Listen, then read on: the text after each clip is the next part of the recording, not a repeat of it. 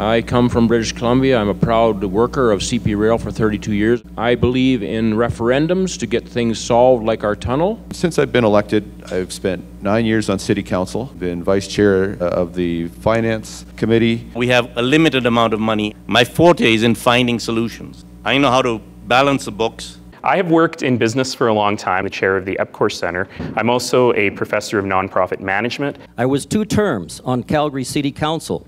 I was also elected in a landslide victory to the Alberta government as an MLA under Ralph Klein. I spent 27 years in the energy industry. I've managed large projects. I've been working in community on issues that affect people like you and me. I am the only person in this panel here today who has actually stood up and asked for the money to support these programs. Attended courses in commerce and general studies. I was the artistic director for Highwood Music Festival. I took business administration. I studied economics and management. I was the senior writer in the newsroom. I had to have a full understanding of the issues of the day. I turned my back on a business career to do this because my community asked me.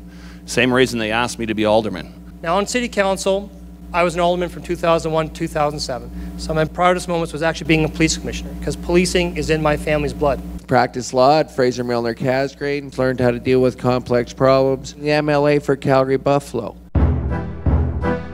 Welcome to the Golden Age Club's 2010 Mayoralty Forum.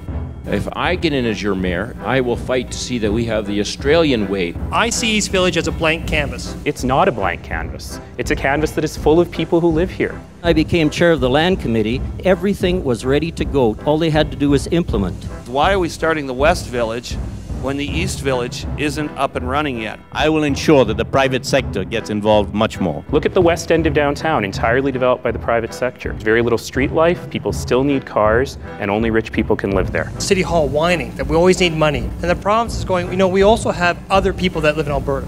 I come to this race because I love the city. I don't come here as an empty shell. I come here with faith, with values, with principles. To make our society better. Bend over and pick up a piece of garbage and throw it in the garbage can. I'm not going to support that tunnel under the airport runway.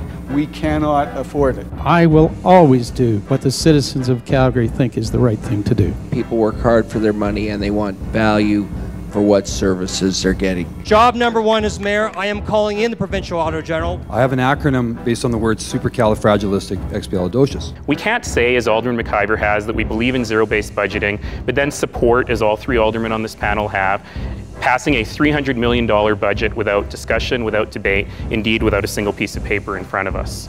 Well, clearly the professor is used to marking other people's papers because he keeps getting it wrong. I do not want sniping. Previous mayor had a confrontational attitude with everyone. Out of pierogies with Ed Stelmach. No point fighting him in the media. You're not going to get anywhere there. This council gets way into the minutiae. That public hearing watches poor person saying, I want a secondary suite for my mom down in the basement. What is a person sitting in front of 15 people of a board of a multi-billion-dollar business begging for a place for parents? Develop a series of benchmarks which would be communicated broadly. I would engage all of you in holding council to account.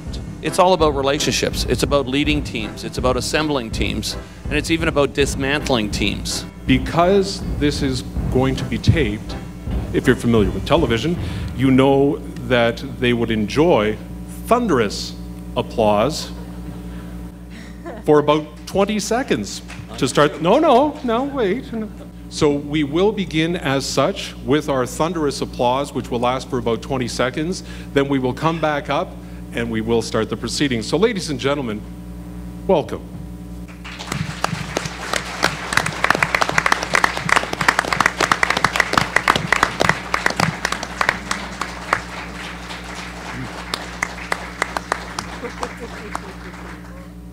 Heading towards our first question, I would like to point out that this is not a venue to be vindictive. I'm sorry. Please don't do that.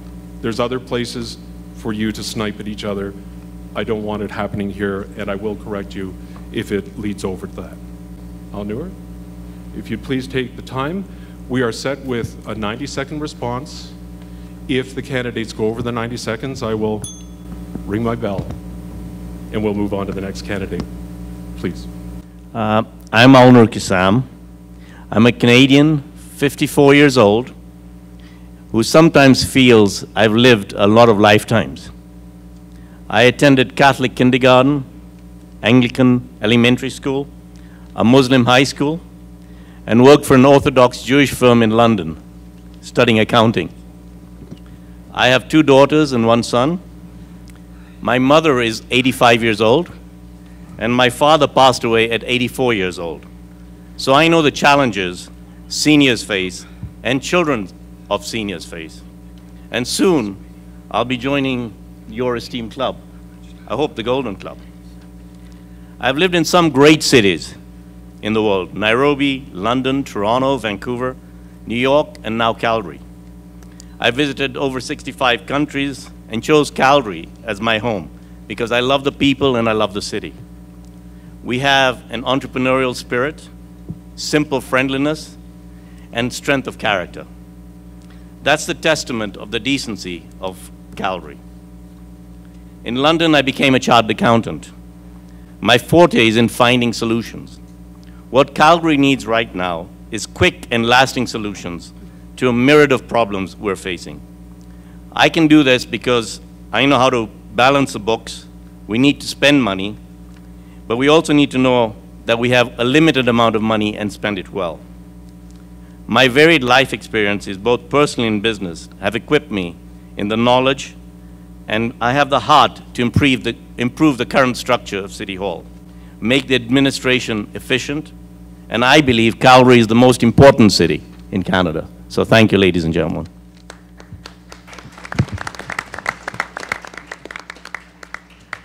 Good afternoon, everyone, and thank you for being here. My name is Jon Lord. I'm going to talk a bit about my background and why I'm running for mayor. Frankly, it's all about track record in my mind. The reason I'm running is because I care. I was born in Calgary. I was raised on a rural Alberta homestead. So I have roots and family here in Calgary, but I also understand the issues of rural Alberta, and wouldn't that be a good thing in a mayor? My platform is very simple. It's EE City Hall: efficient, effective, and most importantly, ethical government. Would serious expertise in finance and business and proven credentials as a tax fighter be a good thing in a Calgary mayor? My business was a finalist for Alberta Small Business of the Year. I have spent years as a financial advisor and consultant on global economies and markets, and I once represented over 4,000 small businesses across this province. I was 2 terms on Calgary City Council, re-elected in a landslide, but more than that, I was also elected in a landslide victory to the Alberta government as an MLA under Ralph Klein. And I think that would also be a good thing in a Calgary mayor, someone who knows most of the government MLAs personally by their first names and worked side by side with them for years as friends and colleagues. I ask you to compare track records on our brochures. I ask you for your support, not for me, but for Calgary's future. Please make the best decision of who you think can actually run a $2.5 billion corporation working together with council and can prove it. Thank you.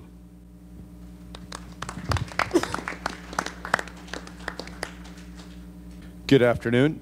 My name is Ric McIver, and it'll surprise no one that I'm running for mayor. As an introduction to myself, you know what, my first experience with public service was at the age of 18 or 19, and probably at a time when I needed that is I started coaching a Special Olympics floor hockey team, mixed adults at that time.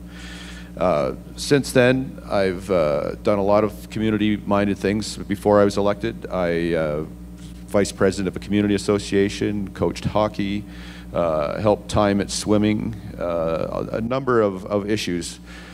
And then I decided to get involved in politics. And since I've been elected, I've spent 9 years on city council, fighting for many of the issues that are important to not only seniors, but all Calgarians. I've spent 2 years on the police commission, chaired the Utilities and Environment Commission, been vice chair of the Finance Committee, done a lot of work for the citizens. And what's most enabled me to do that work for the citizens is listening. I'll tell you what I don't know is everything. And I'll never know everything, which is why I have to always listen. And that is what I have spent the last 9 years doing. And if I am given the immense privilege of being Calgary's 36th mayor, I intend to spend the next 3 years listening, because what you find important is what your city council ought to find important. Thank you.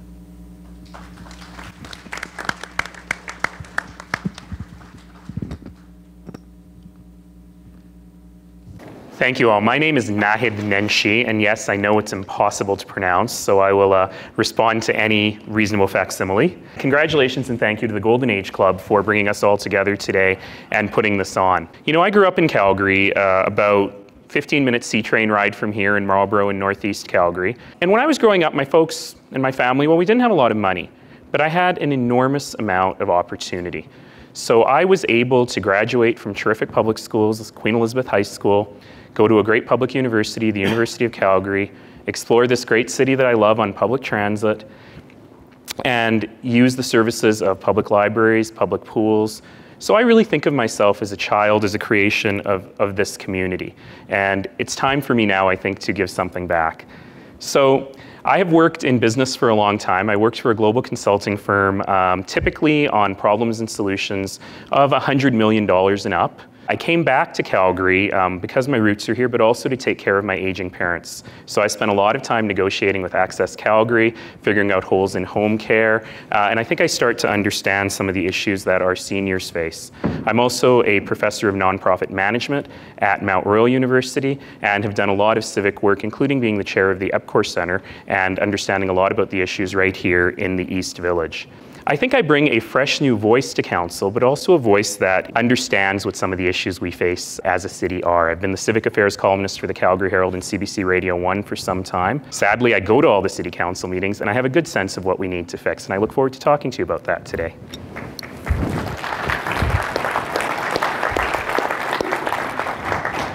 Thank you. I'm Wayne Stewart, and I know more about the issues that affect seniors than anyone else at this table because I've been working on these issues for 20 years. Like many of you, I was born and raised on a farm, and I learned a sense of responsibility early. I also learned the importance of community, of working together, and what we can get done if we work together. I spent 27 years in the energy industry. I've managed large projects, large organizations, and large budgets. I know how to get things done. But I'm sure you're more interested in what I've been doing for the last 20 years. I've been working in community on issues that affect people like you and me. I was the head of the Calgary Foundation. I was the head of the Calgary Homeless Foundation. And I led the development of the plan to end homelessness. As we changed from managing the problem to a belief that if we work together, we could end homelessness in Calgary.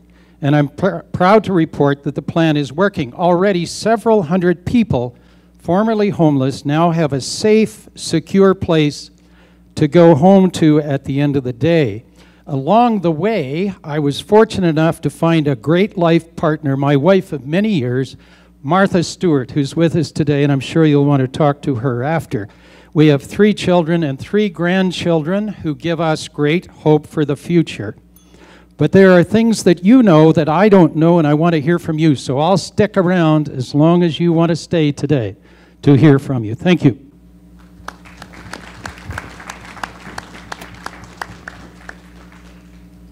I get a bell to start, or just go? I'm going to plunge in. Thank you. I'm Bob Hawkesworth.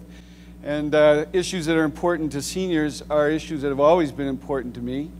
And by the way, I'm the only one up here who's actually voted to put in place the services that are important to seniors. For example, the FCSS program, getting extra money into the FCS program that supports organizations like this one, the Golden Age Club, $200,000 almost this year, going to programs like this, the Kirby Center, Meals on Wheels, City Links share the program to help seniors in their homes with home renovations. I'm the only one up here who voted for those programs. Seniors Transit Pass program. Year after year, I've been the one on council who's defended that program and supported it. Transit hours, operating hours, the building of LRT, Handy Bus, Access Calgary. These are all programs that seniors in our city make good use of, and their quality of life is improved because of them. I am the only person on in this panel here today who has actually stood up and gone to the taxpayer and asked for the money to support these programs. Parks and pathways, recreation and fitness programs, not just for seniors, but for all of our population. Affordable housing, 2,000 affordable housing units have been approved by this council, and we've got a program to establish 1,000 units of affordable home ownership for Calgarians.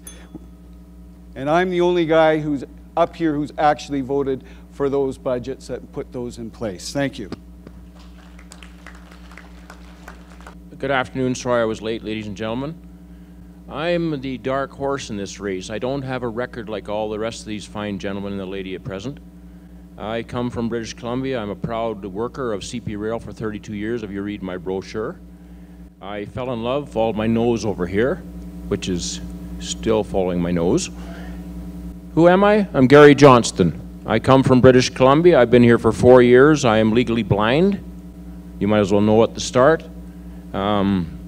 I believe in referendums to get things solved like our tunnel.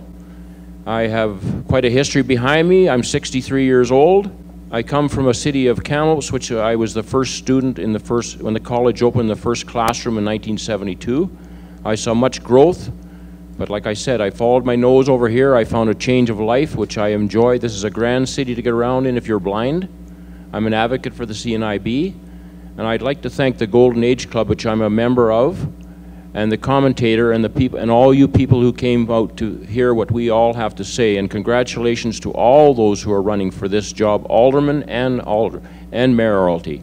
It takes a little gumption and a lot of pride to step forward. I wish a few more would. It makes it very interesting because I'm hearing things here I've never knew about these people before. I have to vote for somebody, and if I don't get in, I will go home and sleep like I do usually. I thank you.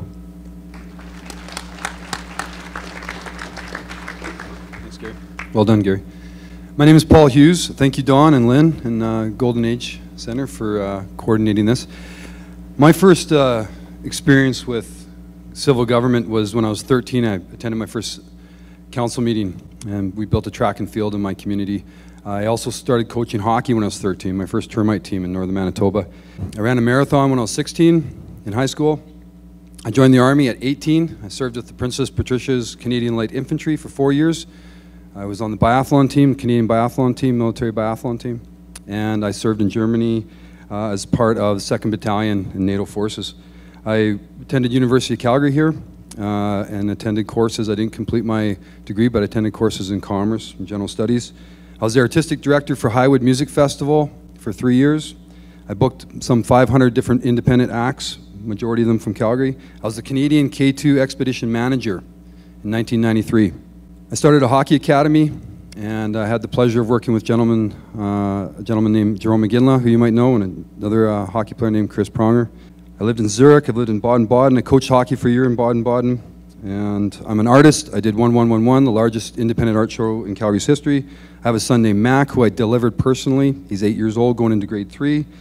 Chair of the Calgary Food Policy Council, and we're about to launch the Canadian Right to Food trial on the 23rd of December, where we're going to debate issues on our right to food for all Canadians, which is the foundation of our society. Thank you very much.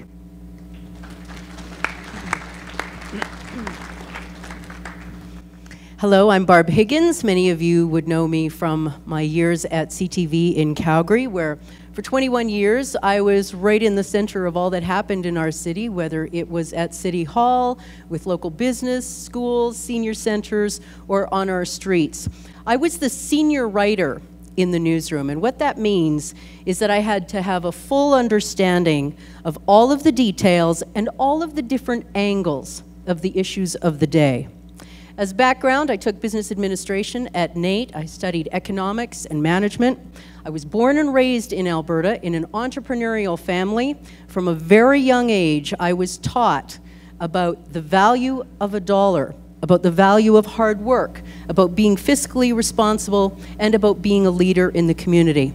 And in 2007, I was co-chair of the United Way campaign here in Calgary. And in that role, it was my job to be a part of setting direction, pulling the team together, motivating everyone. It was a very tough economic year in Calgary. We surpassed our goal, raising over $50 million.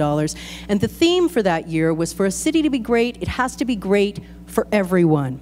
I've served on dozens of community boards and committees, including Hospice Calgary, UNICEF, and the Calgary Chamber of Voluntary Organizations. I spent my entire career sorting through complex information. I was voted Calgary's most trusted news person. I take that trust very seriously, and I would continue to take that trust very seriously as your mayor.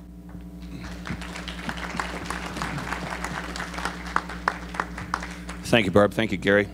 And thank you, ladies and gentlemen, for inviting me here today. I'm Joe Connelly. I'm an alderman with the City of Calgary. And I want to talk about the seniors to the seniors in the audience to begin with, because I have the utmost respect for you seniors that are there. You're the individuals that built this great city, and we built this great city on your shoulders, and I want to thank you for that, because this is a great city. When I think about seniors, I think about my mother that lives in Toronto. She's 90 years old, and she's very, very active. But I can go back to when in the 1950s she immigrated here, and unfortunately my father died when I was 6 months old, and she raised 4 boys under the age of 10. And that kind of tenacity is reflected in the 4 sons. One's a doctor, one's a lawyer, one's a teacher, and I'm a politician. I want to talk to you a little bit about what you look for when you look for in a politician. You should be looking at the motivations, you should be looking at the qualifications, and you should be looking for the results. I've got a flyer out there that'll talk about my qualifications and my results. I've got a great background in business, like many of the individuals up here. I've got 25 years of senior business experience. But more than anything else, I want to talk to you about the motivations. I love this city. I came here for a holiday 33 years ago for a 3-day holiday and never left. I love the people. I love the way the city moves. It's got an entrepreneurial city. And I think most of us came here for someone else. And that's why we care about this city. We love this city. And when you ask me why I want to run this city, why I want to be mayor, it's because my community asked me. Same reason they asked me to be alderman. I turned my back on a business career to do this. Thank you for your time.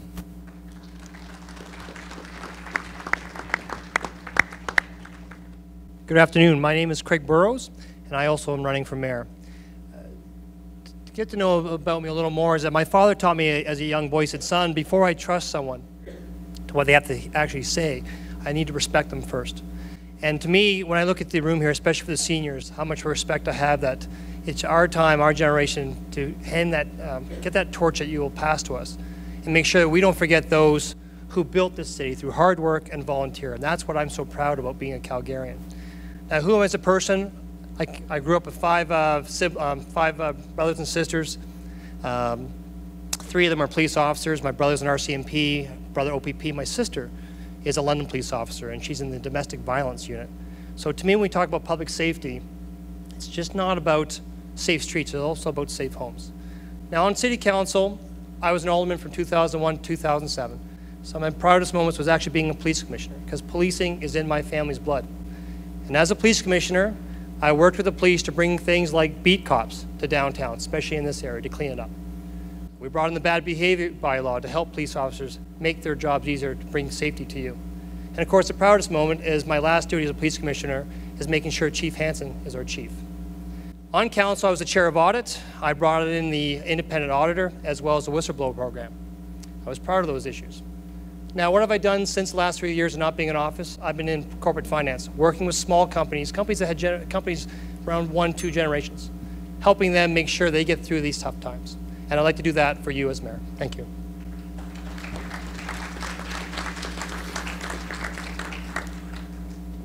Good morning, everybody. My name is Kent Hehr, and I was actually born and raised in the city of Calgary. And I was born at the Holy Cross Hospital, 1969. Moved here when we were 7 years old. Grew up in Varsity and got to take part in everything this community had to offer. I was at the local swimming pools, the local hockey rinks, the local baseball diamonds, virtually on a merry-go-round all growing up, and it was a tremendous opportunity. We had great opportunities growing up. Graduated from Sir Winston Churchill in 1987. managed to be talented enough to go play a few years of junior hockey. We actually won the Alberta Junior Hockey League Championship in 1989-90, and it was a glorious time. Went to school at both Mount Royal College, had suffered a disability as a result of being a victim of crime in 1991. Rebuilt my life, went back to school at the University of Calgary, got a degree in political science, then went back to school again and ended up becoming a lawyer, but please don't hold that against me. But anyways, practiced law at Fraser Milner Casgrain for 7 years, learned how to deal with complex problems, complex issues, had the honor of privilege in running in the last provincial election, becoming the MLA for Calgary Buffalo, where the Golden Age Club is part of my constituency, as is the Kirby Association. And that's two of my proudest groups in my constituency. Thank you very much.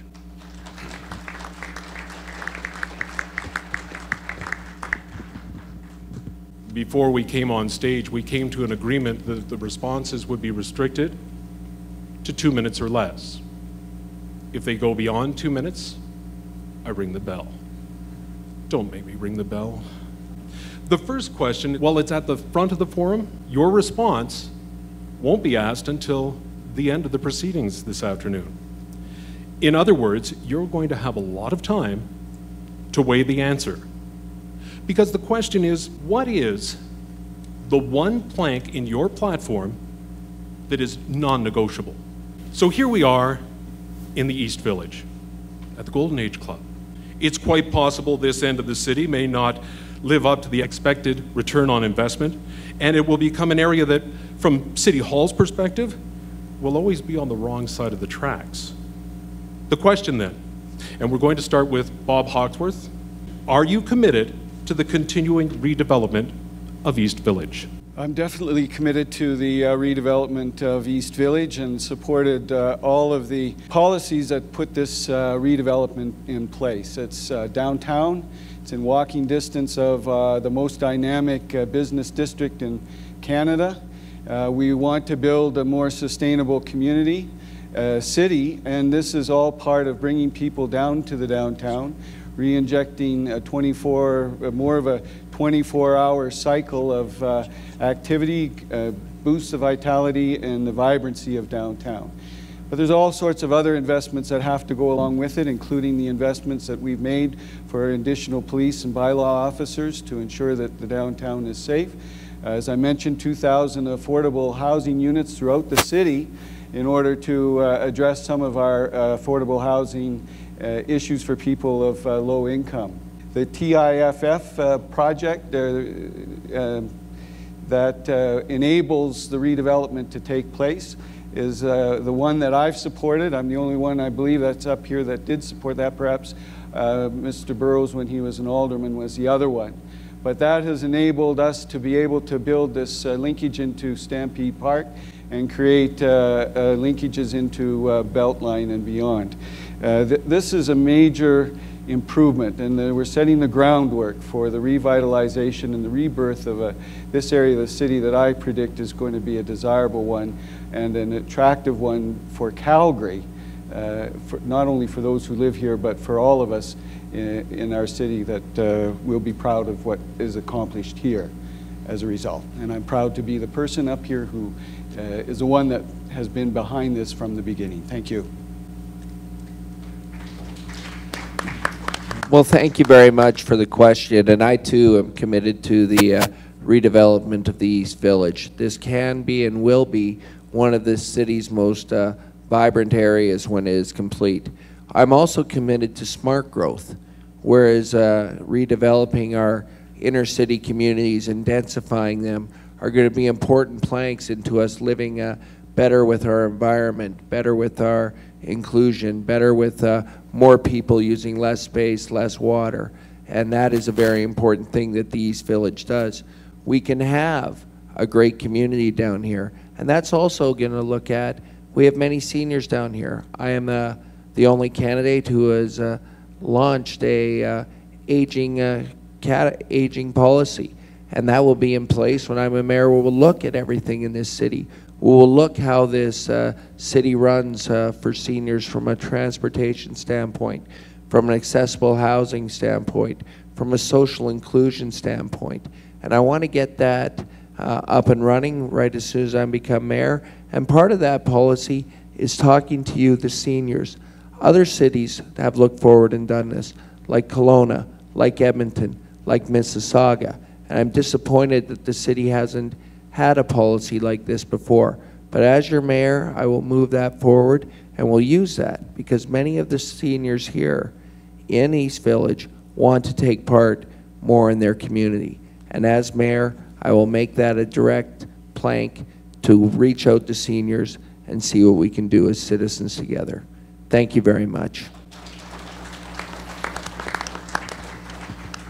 In a word, yes. I actually worked with Alderman Hawkesworth on council to make sure that this dream was to become a vision and make it happen. Before when we supported to build East Village and redevelop it, we had to make it safe. And that's why the first thing as the police commissioner said, we're going to put this money into this area to redevelop it. You got to have a police presence. And that's why you're seeing more police officers and beat cops. So you hopefully over the coming years will feel safe night and day. We put a financial plan together with the province to take the education tax portion of your tax dollars and reinvest it over the next 20 years into this area to pay for the critical infrastructure needed to grow East Village. I see East Village as a blank canvas. Together with the Stampede redevelopment, this could be the future entertainment district of Calgary, where you have jazz clubs and areas where you can go and have fun. Great cities have great areas. This will be one of the great areas of Calgary. In a generation, you'll see that this will be one of the nicest areas, best areas, most sought areas to live, work, and play. And it started a few years ago when a council got together and said, let's start thinking of the future. That's the kind of thinking you need at City Hall, and that's why I'm going to do whatever I can as mayor to make sure this continues to be a better and better place for you to live, work, and play. Thank you. Thank you for the question. About 25 years ago, when I left school, I started a small business over here. It was on 6th Avenue. I was a publisher, and the reason I picked that area was because I didn't have any money. And this was a pretty depressed area, and I needed a printing press, and I needed a bit of staff, and I've seen this area change significantly. And it's well on its way as the East Village. As mentioned, it's based on what's called a CRL, or a Community Revitalization Zone. And I think ultimately it will be a gem. But ladies and gentlemen, know this, there's a threat out there. And it's a pretty big threat. It's a multi-million-dollar threat. And I've raised this a number of times. It's called the West Village. It's on the other side. And what started as a bid for the Expo suddenly got changed. I called it the greatest sleight of hand since David Copperfield played in town. Because now millions and millions of your dollars are being spent on something that I believe is a nice-to-have, not a must-have. I believe the East Village is a must-have. It's where we need to spend the money. It's where we need to spend the resources. And I've talked to many developers that are interested in developing in this area. And I think it will be a gem once it's finally there. But to bring on the West Village at this time is somewhat irresponsible. And let me tell you why. If you go back and look at the study on the East Village, there were 3 critical risk factors. One was cost escalation, which we don't have because we're in a slowdown in the economy. But the second one was a slowdown in the economy. So we do have a slowdown in the economy, and that makes it a little scary. And the last one is we're looking for a development catalyst. It was supposed to be an urban campus, but those plans haven't been finalized yet. So the question you got to ask yourself is, why are we starting the West Village when the East Village isn't up and running yet? We've come a long way, but we're not quite there yet. And this is about managing your tax dollars. This is about running the city like a business.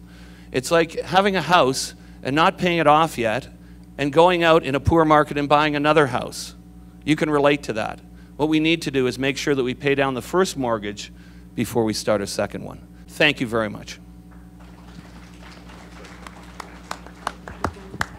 I absolutely believe in the revitalization of the East Village. A couple of weeks ago, I came down here on my own, and I spent some time walking around talking to people. And I heard a lot of excitement from people about what's going on here. And I spoke to some people who are working on the site. I spoke to people who live around here, and there's no question this is a project that needed to happen in Calgary. And what I learned as I was walking around is that, you know, there was a lot of community input in this project, that there was a lot of consultation with people who live around here, and I think that's a really important part of the process. This was a really troubled area of our city, and what's really important is the city just didn't turn its back on that. That you can't just take a troubled area, turn a blind eye. We've got 3 homeless shelters or 3 areas around here where, you know, there's complex issues in this area. And the city made a commitment to move forward in the East Village, take on some of those complex issues, and not just take it on in terms of just cleaning it out, but revitalizing it and making it a vibrant community, because it is mixed use. And I do believe in mixed use areas. We don't want to just put up high-rises. We don't want to just stick residential in. We need to get a mixed-use kind of vibrancy going on, and that's exactly what's happening in the East Village. So I'm all for this project, and my understanding from the people I talked to is that there are a number of projects that are going to be announced. They are waiting for after the election. So I think you're going to find some exciting things coming up, and I'll leave it at that.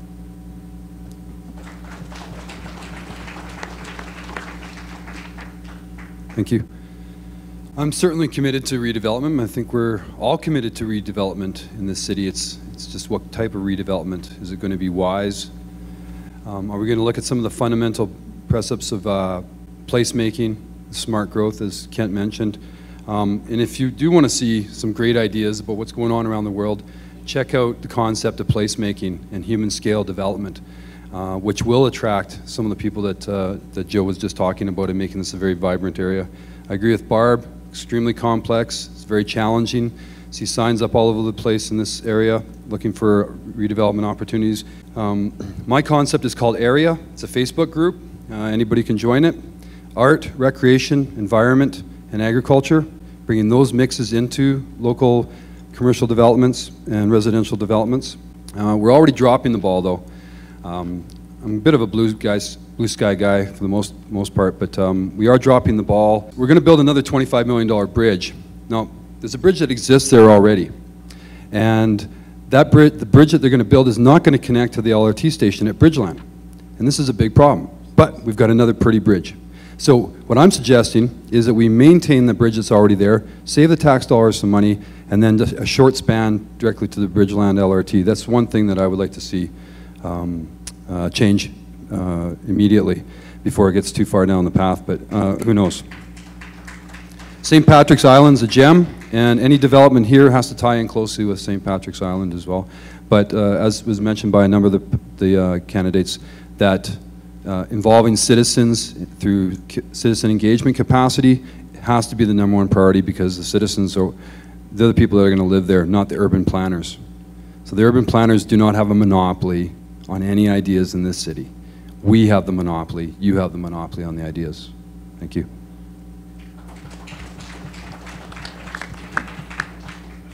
Well, thank you again. Ladies and gentlemen, I believe that I'm one of you. I'm come from a different background, like I said before, and I believe that things have to be heard, and that if we could take all the ideas of all these grand people up here and put them into one person, we'd have the best mayor in Canada. And I believe there is one of us here who could be the best mayor, maybe not me, but there is one here who I am aiming at, and I think he's got everything on the ball. Not saying he or her, I have apologized, Mrs. Higgins. I think there are answers out here. The past is important, it made us what we are, but the future is what we need. To get a group of people like this together at a table after this is over to stand up for the rights of all the taxpayers, north, east, west, and south, would be what this city needs. I'm, like I stated, legally blind. I find this is the friendliest city for me to get around in. I've been other places, Victoria, Bella Coola, if you know where that is. And I find the answer to our question is sitting down and working things out and listening to what Mrs. Higgins said, listening to what the people have to say. That's important. Be a good listener is one who takes forward the ideas of you. And you are the ones who pay the way. It's your dollar. Grant money, whatever it comes from, money to build the bridge, whatever, the tunnel, it's all your tax dollars, and it's up to one of us to make sure that we get through to the council, which is our job, a promoter, to make them understand that we believe that this is the right course for this city. But we also need referendums when we have our elections to have you have your voice. And I believe in democracy. If we don't have democracy, we have nothing. If I get in as your mayor, I will fight to see that we have the Australian way. People say, well, who wants to handle a fine? Somebody said to me, well, we give incentives. We give you $50 to get you to vote. That's your $50, folks. That money come out of your back pocket. Thank you very much.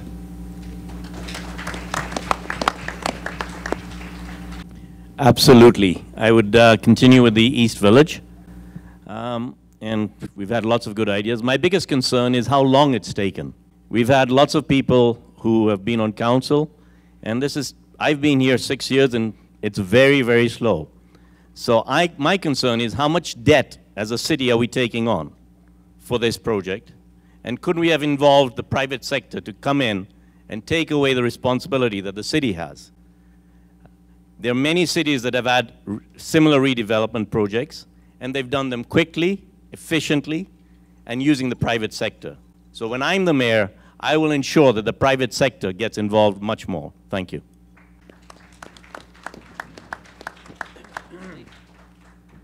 Well, I've said that my track record is completely different than anyone else up here on a number of fronts, but I'm really pleased to hear this question because my track record on this one is long and extensive and very different.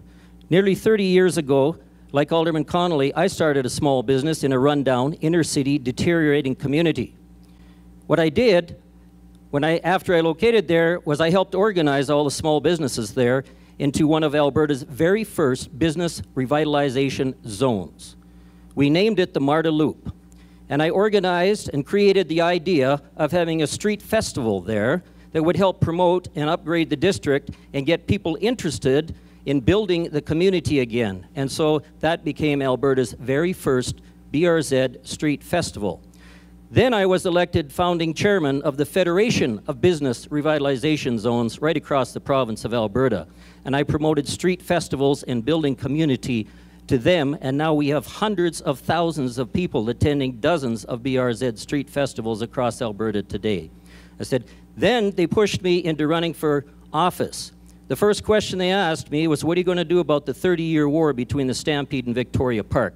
I said, we're going to start a business revitalization zone, and we'll solve that issue in my first term. And that's exactly what we did. We solved that issue in my first term by starting the Victoria Crossing Business Revitalization Zone, which their street festival is next weekend, by the way. I said, then I became chair of the Land Committee, and we started looking at East Village. And I'm very proud to say that we put together one of the most comprehensive redevelopment, urban revitalization plans anywhere while I was on council and chaired that. And we got it approved by council, and everything was ready to go 10 years ago. And then I left council and became an MLA. I also have to wonder, what has happened in the last 10 years? The plan was already in place. All they had to do was implement. It didn't happen.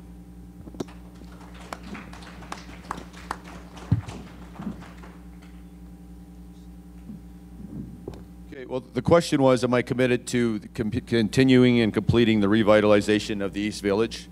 The short answer is absolutely yes. But there's a longer answer, folks. 9 years ago, when I first got on council, there was a plan going forward, and actually I was the one that asked for that plan to be talked about in a land committee meeting where we found out there was big problems, and many of you here will remember the East Village scandal. So that is part of the reason why it's taken time. And through that process, a couple things became apparent to me is that we needed to do the city's business in a transparent way, and we also needed to do it in an accountable way and in a way that was in the taxpayer's best interest. Now, rather than going to the private sector, which we should have done at the time, because you have to understand, this is tougher times in Calgary now, but at that time, Calgary was probably the best economy in North America. Calgary had a spot at the confluence of the two rivers called the East Village that you would think would be the prime location in the prime city to redevelopment and invite the public sector in. And the city was a major landholder there. 23%, that number, a big percentage anyways, of land in there. And that would have been a perfect time to vend that in to somebody privately and have them do it. But instead, council said, no, despite the fact that we have a thriving, successful, profitable development business, we're going to do it ourselves. and we're going to subsidize it with a whole bunch of your tax dollars. And those tax dollars were poured into it. Yes, what's been done, let me tell you this, folks, it's beautiful. And it should be beautiful, because you paid for beauty. And a lot of what you paid for beauty should have been done by the private sector, because if they were redeveloping a piece of land, the taxpayer never would have subsidized what's been in here. We would have said to that developer, you put in for the infrastructure and you recover it from the profits on the lift in land value by doing a good job. So all those dollars are gone, and essentially, now even if you do recover the money eventually, it will never be as much as what you put in. So we'll get it done with who's there. Thank you.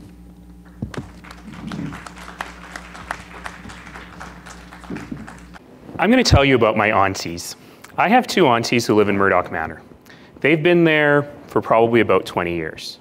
And when I talk to them about their life in Murdoch Manor, which is, after all, placed right behind City Hall so that seniors have exposure and the ability to enjoy their city and to be right downtown, they tell me they rarely go outside.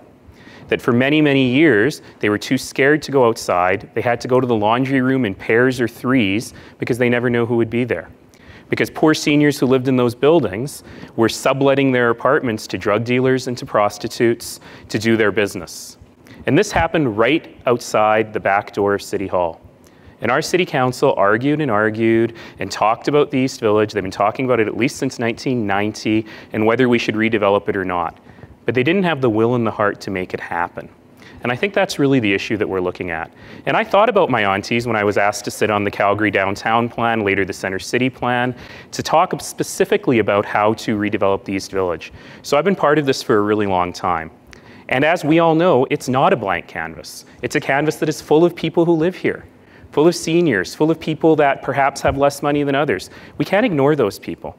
And if the East Village becomes a playground for the rich with multi-million-dollar condos and terrific jazz clubs and pushes out the fabric of the community that we need, then we've got a very big problem.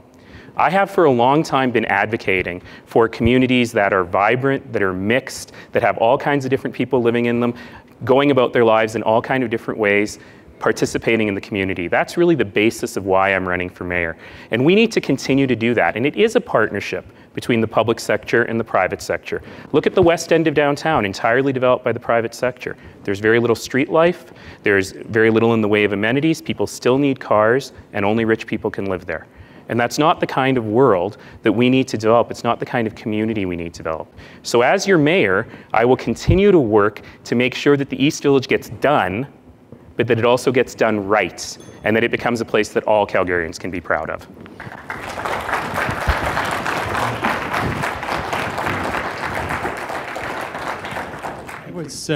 I was interested when Gary spoke, because he was looking over this way. I don't know whether that means that it's one of us. If it does, thank you folks for being here. I support the East Village. One of the things that is important in the East Village, as Naheed has said, is that we accommodate those who already live here. And there are a number of homeless people who find their place of refuge in the East Village, and those have to be accommodated.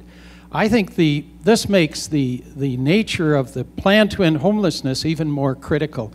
We have to solve the homeless problem, or we will never make East Village what it could be. And we have to make this whole area safe for those of us, those of you, and the rest of the folks who live in this area, so that you can feel safe walking downtown, so that you can get around. But in general, I support the East Village, and thank you, Gary, for your endorsement.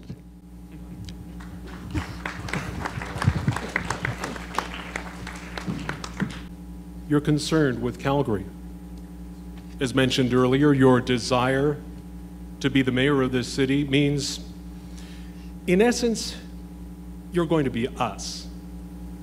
That leads us to a question of how you will be us when you're dealing with everything outside of Calgary. There are other municipalities. There's the provincial government, there is the federal government, there are foreign agencies, and there are other interests. Tell us what qualifications you have to deal with these politicians, these authorities, these dignitaries, so that these encounters will benefit us. I'm an international traveler. I've worked with a lot of people from many different countries. I appreciate different cultures. I think we all do. I'm respectful. My military background allowed me to work with a number of different countries and soldiers and individuals from different areas. I also embraced my opportunity with NATO to wave at the guards at the Czech border. So I had that international experience. I've coached hockey in Zurich, in Baden-Baden. I've coached players from Japan. I coached the Korean national team from that perspective.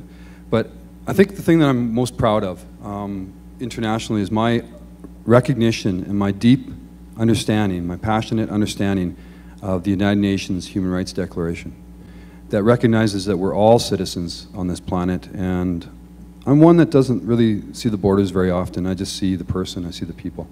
And I try to be respectful for the most part, but when you do step up and you are representing Calgarians, we're there not just to be art on the wall. We're there to have a position. So we would have to be respectfully forceful and present our position in a way that creates a superior understanding of where we're coming from, but with deference at all times. Thank you.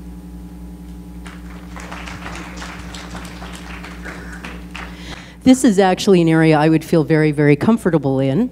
I have, over the course of my career, have focused not just locally. It was my responsibility to be up to speed on issues in Calgary, across Alberta, across the country, and around the world. And it was my job to be aware of the issues that ranged from the very, very poor to the very, very rich and the regal, the royalty.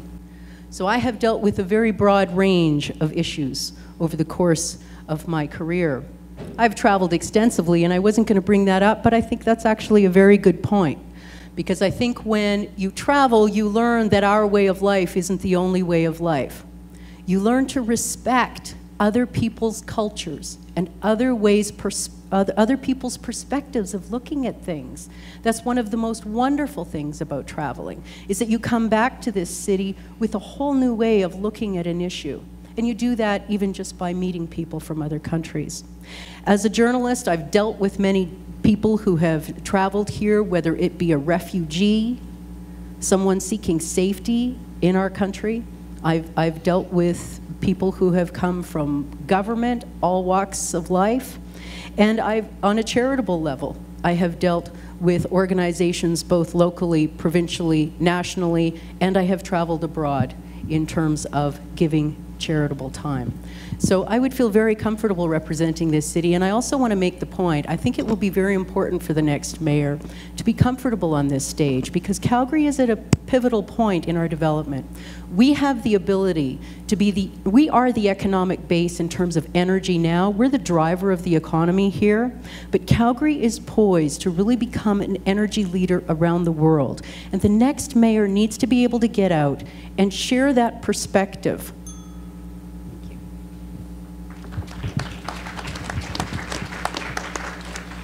Well, thank you, Gary. It's a very good question, actually, because, you know, you don't get to choose your team in business, and you certainly don't get to choose your team in politics. And that's certainly true at council. But you know what, ladies and gentlemen?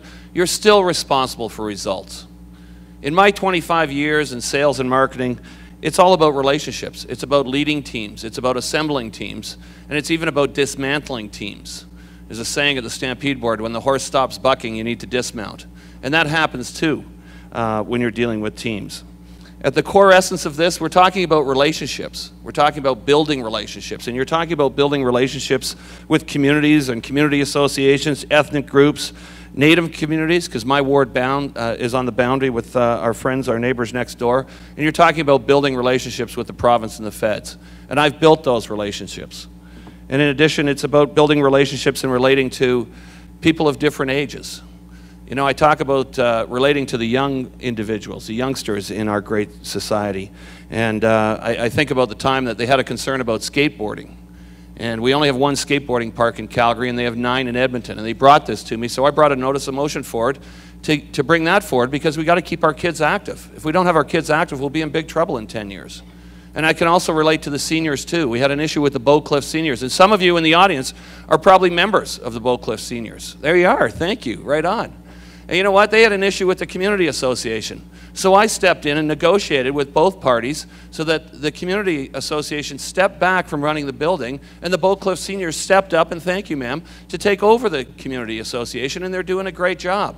So it's about relationships, and I'll go back to what I said at the top. You don't get to choose your team in business, and you don't get to choose your team in politics, but you're still responsible for results. Thank you, ladies and gentlemen.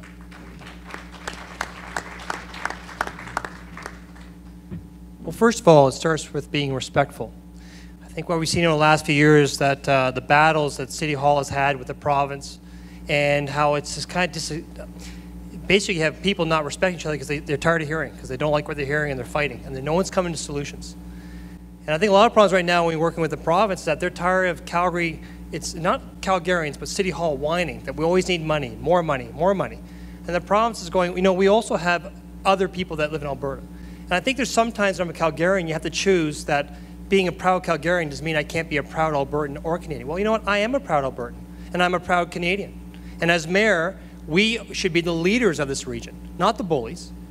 And I think maybe you haven't seen that from your side, but we certainly have seen it around people that we talk to in the provincial circles, as well as the feds. So what I want to do as mayor is I think there's 3 things the city needs to be known for. We are the national energy capital of North America, and use that power to diversify our economy for different types of jobs. We need to look at ourselves and say, you know what? We are proud of the Calgary Stampede. It is our biggest, #1 thing that people think about when they think of Calgary. And of course, we're the National Training Center for Olympians. And let's face it, last December there, January, as we moved our proud Olympians out in February, look how well they did for us. They made us proud. They made us proud because they train here. Let's be proud of that. Let's show Canada that we can be the showcase for quality of life, not only brain power, but muscle power as well. Lastly, I had the opportunity as an alderman to be the deputy mayor during G8, another proud moment for our city, where I had the opportunity to host with the Governor General the African delegation.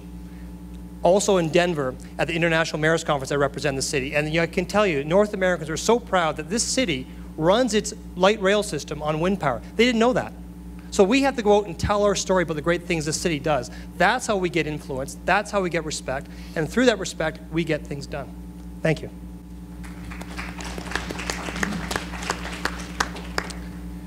Well, thank you very much. And I'm going to tell you a quick little story here. My father and mother are both public school teachers, and my dad actually was the head of the Calgary Public Teachers Association for a number of years. And sometimes growing up, actually many times, we would discuss things and we would understand that governments, city governments, provincial governments, federal governments are there to create opportunities for their citizens, are there to make the citizens' lives better. And I think that understanding came to me at a young age. So when I became older, I got involved with groups like the National Education Association of Disabled Students. I became their president. I became the president of the Canadian Paraplegic Association. I was on my local community association. I did lots of stuff in the nonprofit community. And all these groups work with governments. The key to being a successful member of these groups is how to get along and negotiate with different levels of government on how to get things done and how to get things for your citizens and the people you work with need. And I think I've learned that throughout my life. I tell you what, I've also been an MLA for Calgary Buffalo. And although I've been an opposition member, I have excellent relationships with most of the government members. And you can ask any of those people whether I'm easy to work with, and the answer will be a yes. I tell you what, negotiating with the province and the federal governments, I will put Calgarians' interests first.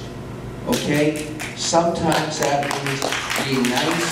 Sometimes that means rolling up your sleeves and saying, hey, provincial government, here's what the citizens need. Right now, 50% of your tax dollars that you pay to the city of Calgary, They go to Edmonton, to Bill Rinks, and Trochu, Torrington, and Three Hills. Well, tell you what, that's not good enough. We need that money here in the City of Calgary, and I'm not afraid to fight for it. Thank you very much.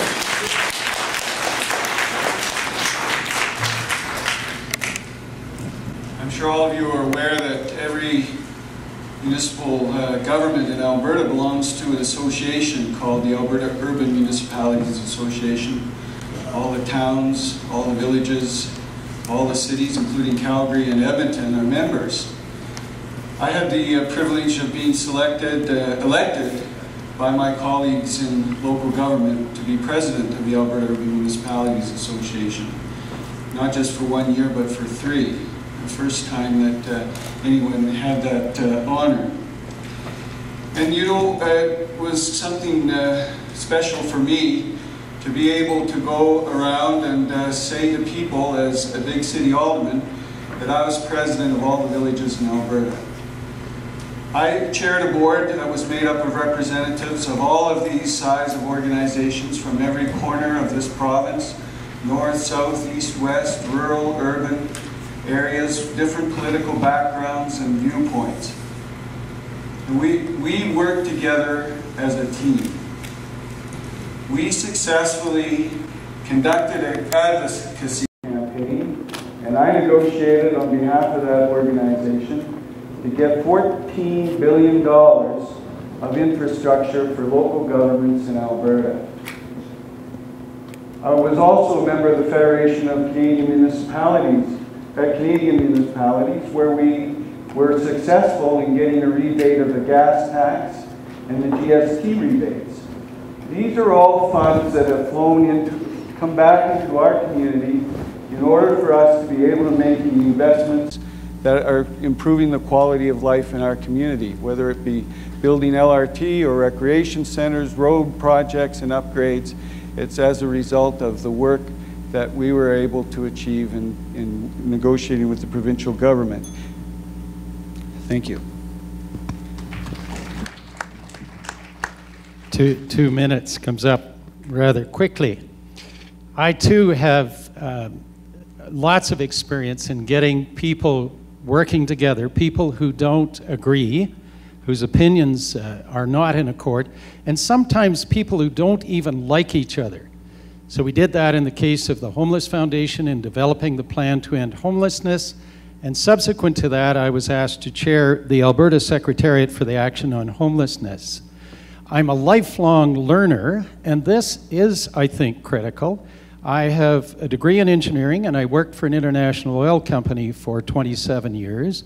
So I worked a little bit internationally, particularly in Great Britain and the Netherlands.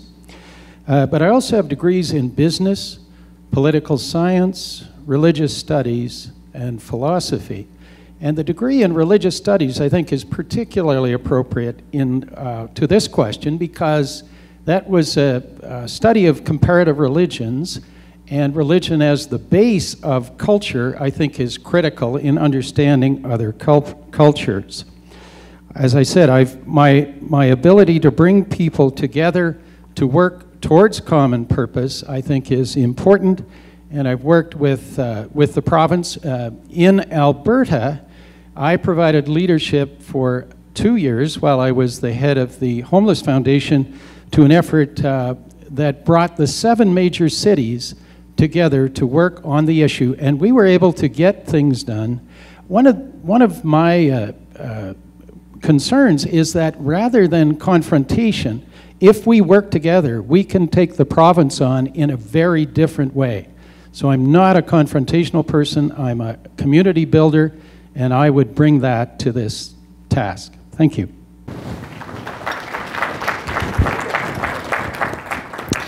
Sometimes I feel like Forrest Gump or the character Zelig from the Woody Allen movie. I've asked myself, how does a kid from East Calgary end up sort of being a witness to so many interesting and important things in the world? But in my life, I've had wonderful opportunity. I've worked directly for the Secretary General of the United Nations. I've worked with Fortune 500 CEOs, including one who is just about to become the Governor of California, it looks like, with famous academics. I had the very good fortune to do my graduate work in public administration at Harvard, where I worked with the people who ran the government reform for the Clinton-Gore administration, and the fellow who ran the 9/11 Commission for President Bush. Heck, at the gym, I always used to see an old classmate of mine who was Senator Obama's chief spokesperson on CNN when he was running for office. So I'm very comfortable with moving in these sorts of circles. And I think that's really important for Calgary, because we need a mayor who presents the face of this city, a face that is global, a face that has a great perspective, a face that is thoughtful, a face that is innovative. And I think that that is really what I bring together. And, you know, unfortunately, we need to do better than this. It doesn't matter who's in your autograph book. It matters what you can do with those relationships. And specifically here in Calgary, we need to build relationships with the federal government on helping us fund our infrastructure. We need to build a bunch of relationships through a bunch of grown-up conversations with the provincial government. We need to be able to attract business and entrepreneurs to this city. Those are all areas in which I have a great deal of experience. And particularly with the provincial government, they're our most important partner. And one of the things that we've been calling for some time on my campaign is that it's time to have a grown-up discussion. It's time to sit down with the City of Edmonton as a partner and with the province and talk about the fact that with cities of 1 million people, you got to fund them in new ways. You've got to think about how the cities have independence and the ability to run their own affairs in new ways. And those are the kinds of conversations we have to have. Mayor Brown-Cognier did a good job of having confrontational discussions and getting stuff out of the province, and I appreciate that.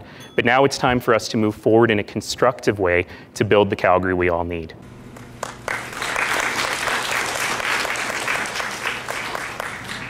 Well, I've come across bridge building honestly. And the reason I come across it honestly is because I grew up with 4 sisters and 2 brothers. The worst joke I always tell is that Canmore has 3 sisters, I have 4. It's still a bad joke, don't feel like you have to laugh. But the fact is, that was the roots of being able to build bridges and talk to people. And I've done it in partnership. I've done it with partnership with some of the people in this room. With Alderman Hawkesworth, he mentioned at AUMA we negotiated the $11 billion infrastructure program for municipalities, including over $3 billion for Calgary. With Alderman Burrows, we did the absolutely impossible task of getting an agreement on annexation with Rocky View. And frankly, the only member of council that sat on the annexation with Rocky View and with Foothills. So built those bridges, got agreements with people that you would think you can't get agreements with. I have good relationships with the Premier, good relationships with Danielle Smith, good relationships with David Swan. I've good relationships with the members of the federal government. These are things that are key to the future of Calgary. You need a mayor that is comfortable talking to those people that are in control of things, and somebody that's comfortable in the corporate boardroom and also comfortable when I walk through the mustard seed or when I walk through the drop-in center. I'm happy to stand there and talk to people and have done it. And frankly, I am comfortable in either scenario. And you know what? That is something that I intend to leverage for the benefit of Calgarians and to get the results that you need to move this city forward in a positive way and build the city of the future. Thank you.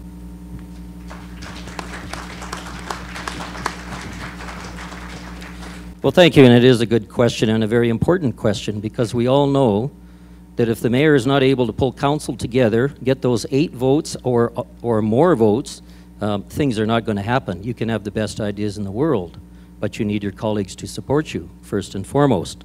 And so it comes to walking a mile in everyone's shoes, which is really the approach you need. Well, I guess I would just start by saying that I grew up in rural Alberta, and I understand the views of rural Alberta very well. I lived in Edmonton when I attended the University of Alberta, and later when I was an MLA, so I understand Edmonton very well. Of course, I understand Calgary, having been here many years, starting a small business and having thousands and thousands of the public coming into my store and interacting with them for many years. When I worked there, it gave me a great experience at working with people and understanding them and understanding their needs and wants. I've owned a restaurant. I've been in the restaurant business for years as well. You learn in a hurry if you're taking good care of people and understand what they want. I said, as an MLA, I have singular experience with this government. I know most of them personally as friends and colleagues. because I worked with them up there. I said, I know most of the members of council that are there now, and I know most of the people in the federal government as well. I worked with many of them. I agree with comments that we need to attract business people and entrepreneurs, and we need to work with entrepreneurs to make sure that we have a strong economy in Calgary. I once represented over 4,000 small and large businesses and entrepreneurs. I have walked in all kinds of areas in life. I have walked in many and diverse camps. I have an extremely diverse experience, and I think that gives me a strong edge when it comes to dealing with people, no matter who they are or where they are from. I'm very proud of my track record in that regard, and I think that's very important. I agree.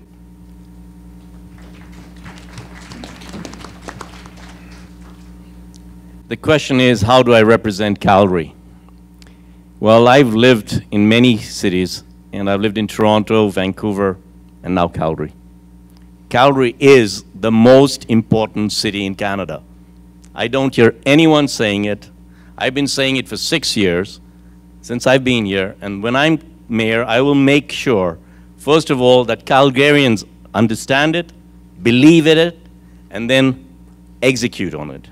We have to convince the province that they must put in money here because we are the most important. We create the jobs and we send money to Edmonton. It makes sense for them to invest in Calgary. We've got to convince the federal government that, again, we are the most important city. We are the engine. The only way that people get convinced is if we can show them that it makes sense for them and it's good business for them. I'm going to convince the city employees that Calgary City is the most important city, build relationships with the employees so we can have an efficient city. We can have bureaucracy at a minimum. We've got many of those things working, but we've got to improve them. The previous mayor had a confrontational attitude with everyone. I'd have pierogies with Ed Stelmach if I needed to, so we can get the money. No point fighting him in the media. You're not going to get anywhere there. So my experience is I've been in the slums of Nairobi, and I've met with CEOs of many big companies. I've flown the Concorde, so I don't need to talk about if I'm qualified. I'm a self-made man. I'm running for mayor, and I'd like to tell you, if you vote for me, I'll represent Calgary with my heart, my soul, and with my head. Thank you.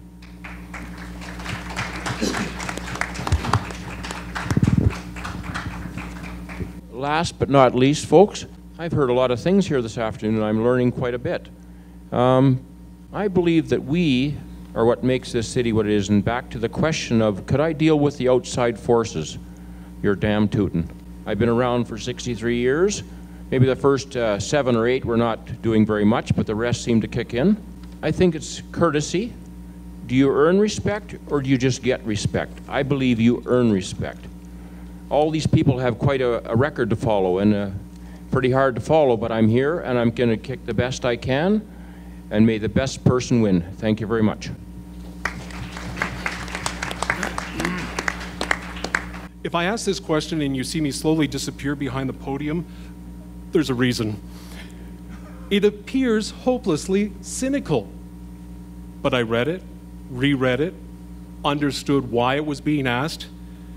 It's not cynical. It's asked in faith. And by no means has it been asked lightly. A legitimate run for the mayor will require financial backing. So if you are elected mayor, who's your boss? Are you responsible to these backers who will want a return on their investment? Are the Calgarians who voted you mayor your boss? Are you answerable to the City of Calgary administrators who hold the purse strings and polish the policy that guides municipal matters? Who is your boss when you're mayor? Calgarians.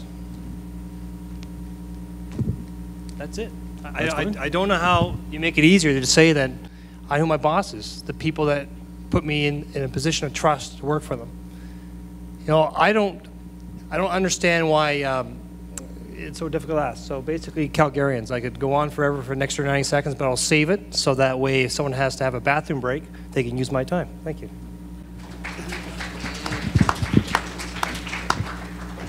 Ladies and gentlemen, it's a great story. I remember when I was in business and my community came to me and they wanted me to run. And they pressured me all summer long to run.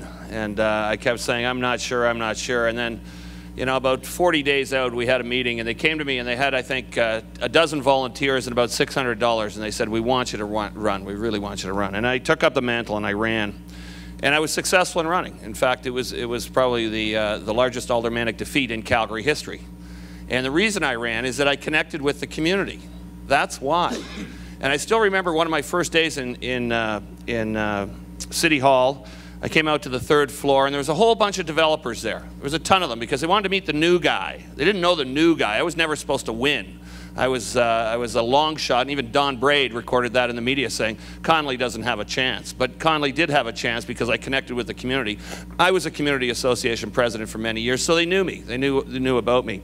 And the interesting thing was, I said to the developers, there was probably, I don't know, 20 of them there, I said, okay, so ask me this. How many of you have actually spoken to your community associations? How many of you have a letter from your community association presidents that say that they approve of your development? And not a single hand went up. And I said, okay, go forth and get that approval. Because in my world, the developers come second. The community associations and the communities come first, and they always do. And it has to be that way because it's their community. They're the ones that live there. And so when you ask me, who is my boss? First off, it's the community association presidents, but it's also the community at large. I'm trying to elevate those community associations because, again, they build great communities. They're the ones that are the volunteers. They're the ones that put in the countless hours for the kids, and they're the ones that should get the recognition on how they want their communities to grow. Thank you very much, ladies and gentlemen. Hold it. I want my bathroom break again. I knew I needed just in case.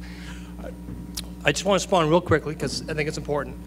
There's no question that Alderman Connelly defeated me in the last election in 07.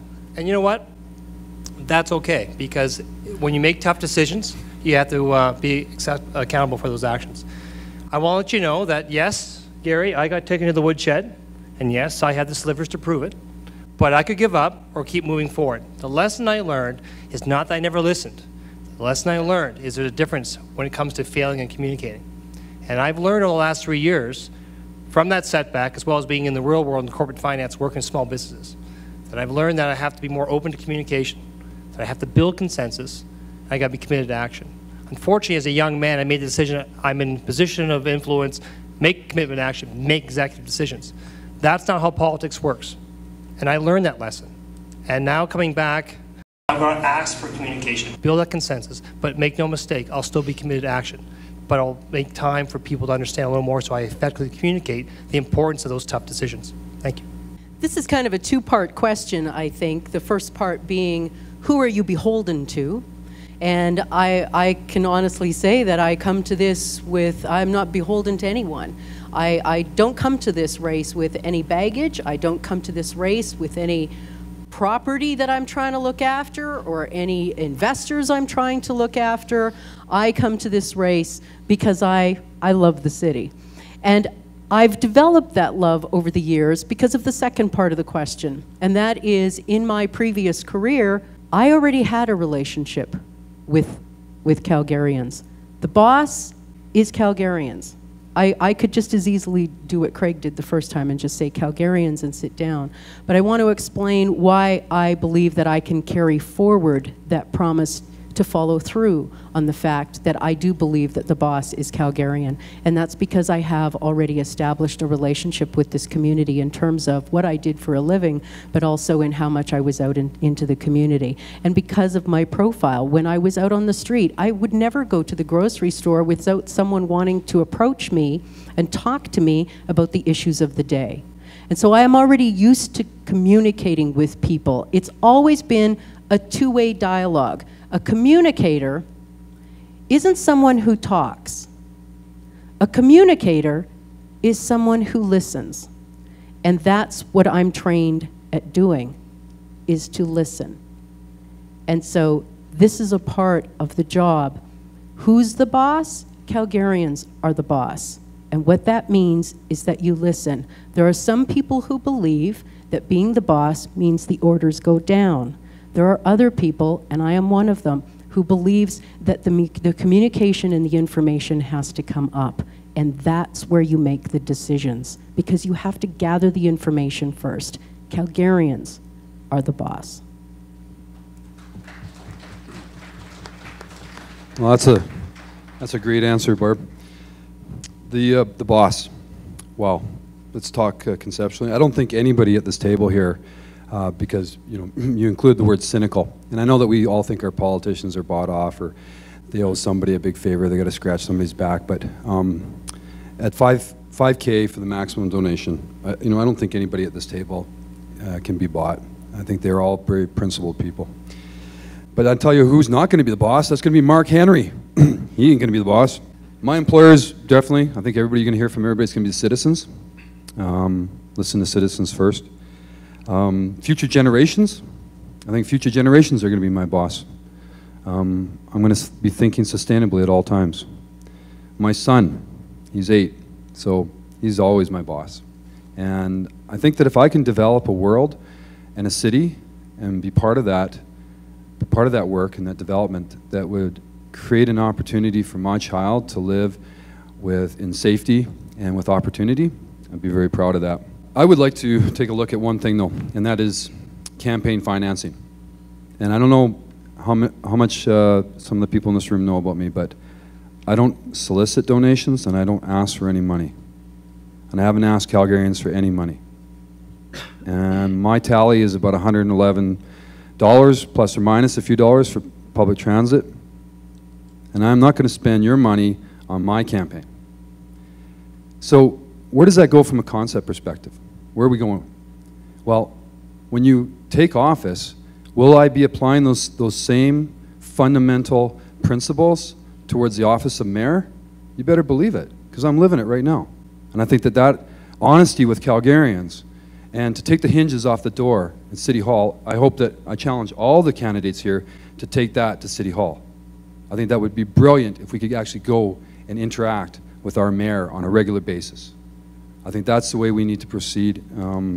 And I challenge everybody to stop raising campaign funds right now. And take your money and give it to the food assistance organizations. Give it to the homeless organizations. Stop raising money. Let's have a level playing field. Let's show up at these forums and let's show it to Calgarians. We got great media coverage. None of us are paying for this media coverage. We can do that. And guess what? We'd be the first municipality in Canada to actually approach an election from a different perspective. And I think that the weight of that and the power of that amongst Canadians, if you're talking about being an international and national leader, that's the way we can go. Thank you. Thank you. I got a little story. I went down and met Mr. Owen Tobert, who is the city manager below the mayor. I asked Mr. Tobert, I said, Mr. Tobert, sir, how many before me have come in and asked you what the mayor's job pertains to? Sorry. Mr. Tobert replied to me, said, Gary, you're the first one in 23 years of my job to come in these doors and ask what it pertains to. And he said, why do you ask? Well, I said, Mr. Tobert, I don't want to get into a quagmire above my head which I cannot get out of. He put his hand out and shook my hand and said, this door is open to you any day of the week that I'm here. Now, I want to relate to you people. If I'm elected, the same thing will apply to you because you are the people who speak. Democracy is sliding in this country. Australia has a democracy which a lot of people don't like, which I mentioned before. I think it would be good to bring it back, and it brings more pressure on the people who want to lead you in the future. Thank you. So who will be my boss? I just don't like that word boss. You know, I don't work for anyone, and nobody works for me. We work together. We work with each other. That's the big difference between me and maybe some of the other candidates. But essentially, my boss is my conscience. That's what governs me. That's my moral compass. Sometimes, as the mayor of Calgary, there are different Calgarians wanting different things. And to just generalize and say all Calgarians are my boss just isn't being truthful.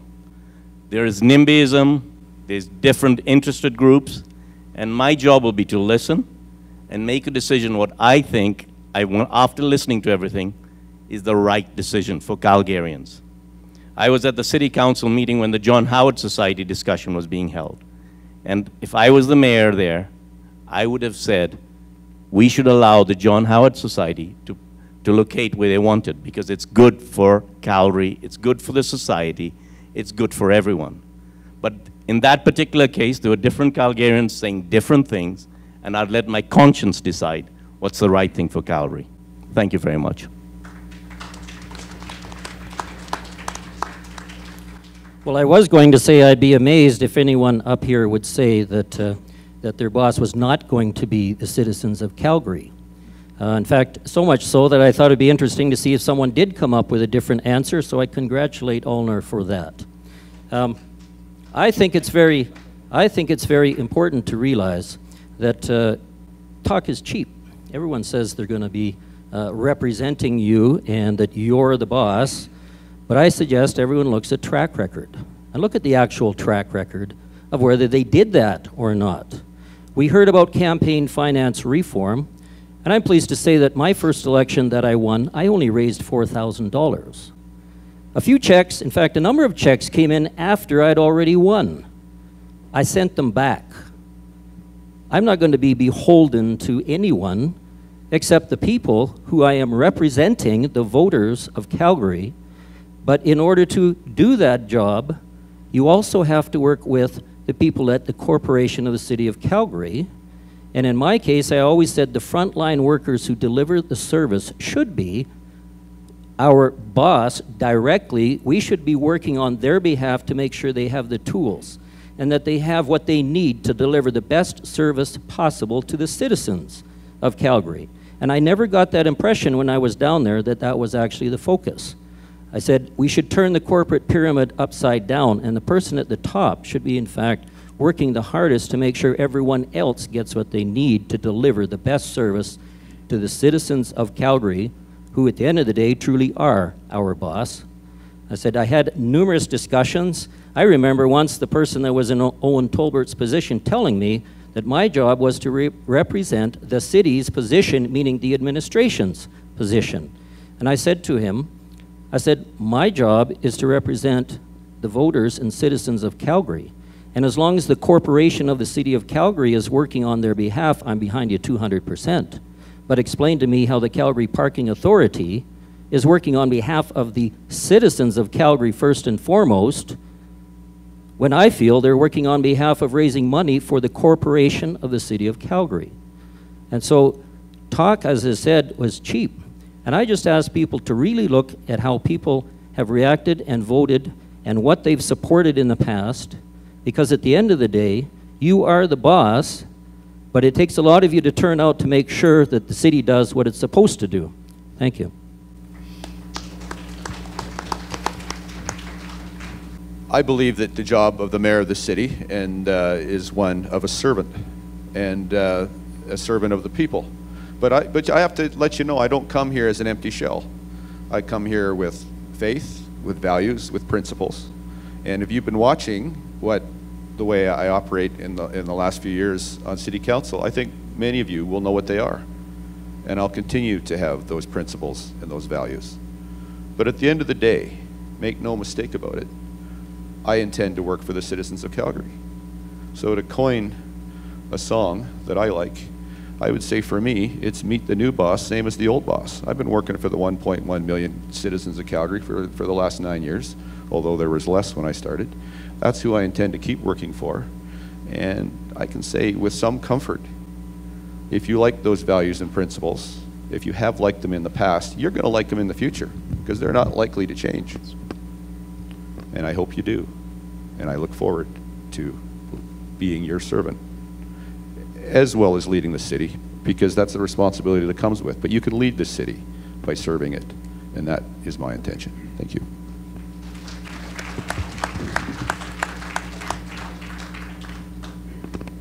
Of course, everyone is going to say, I work for Calgarians. But like Mr. Lord, I think we do have to look at the track record. And in fact, if the new boss will be the same as the old boss. I'll give you a couple of examples. Just 1 year ago now, the City Council, including Alderman Hawkesworth, Alderman McIver, and Alderman Connelly, voted against the will of 18,000 Calgarian volunteers, I was one of them, who helped them develop Planet Calgary.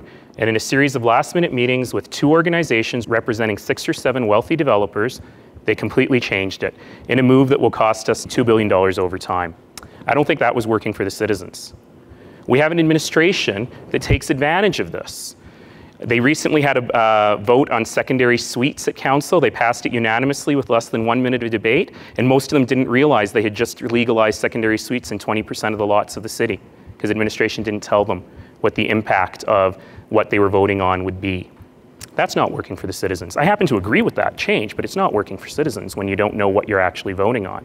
I have put forth some rules that I would like to see on campaign finance reform, but importantly, I've also volunteered to abide by those rules in my campaign. I challenged everyone at this table to do it. Not one of them has said yes. I will tell you who gave me money before the election. I will limit the amount of money I raise. I will limit the amount of money I spend. Mr. Lord, in fact, actually wrote on Twitter that he has no interest whatsoever in telling people who gave him money. You know, at the end of the day, we work for Calgarians. That's not true, by the way. Check your Twitter feed. We work for people who I ride the bus with every day. We work for people who I teach in the classroom. But we have to actually put in the rules and regulations to make sure that we are not, like this council has been, tempted by the people who give us money or the administration that has its own agenda. And make sure that we have a way to work for Calgarians. Thank you.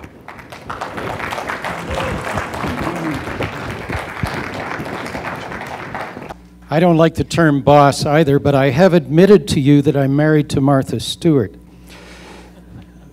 Quite clearly for me, you, Calgarians, all Calgarians are the boss.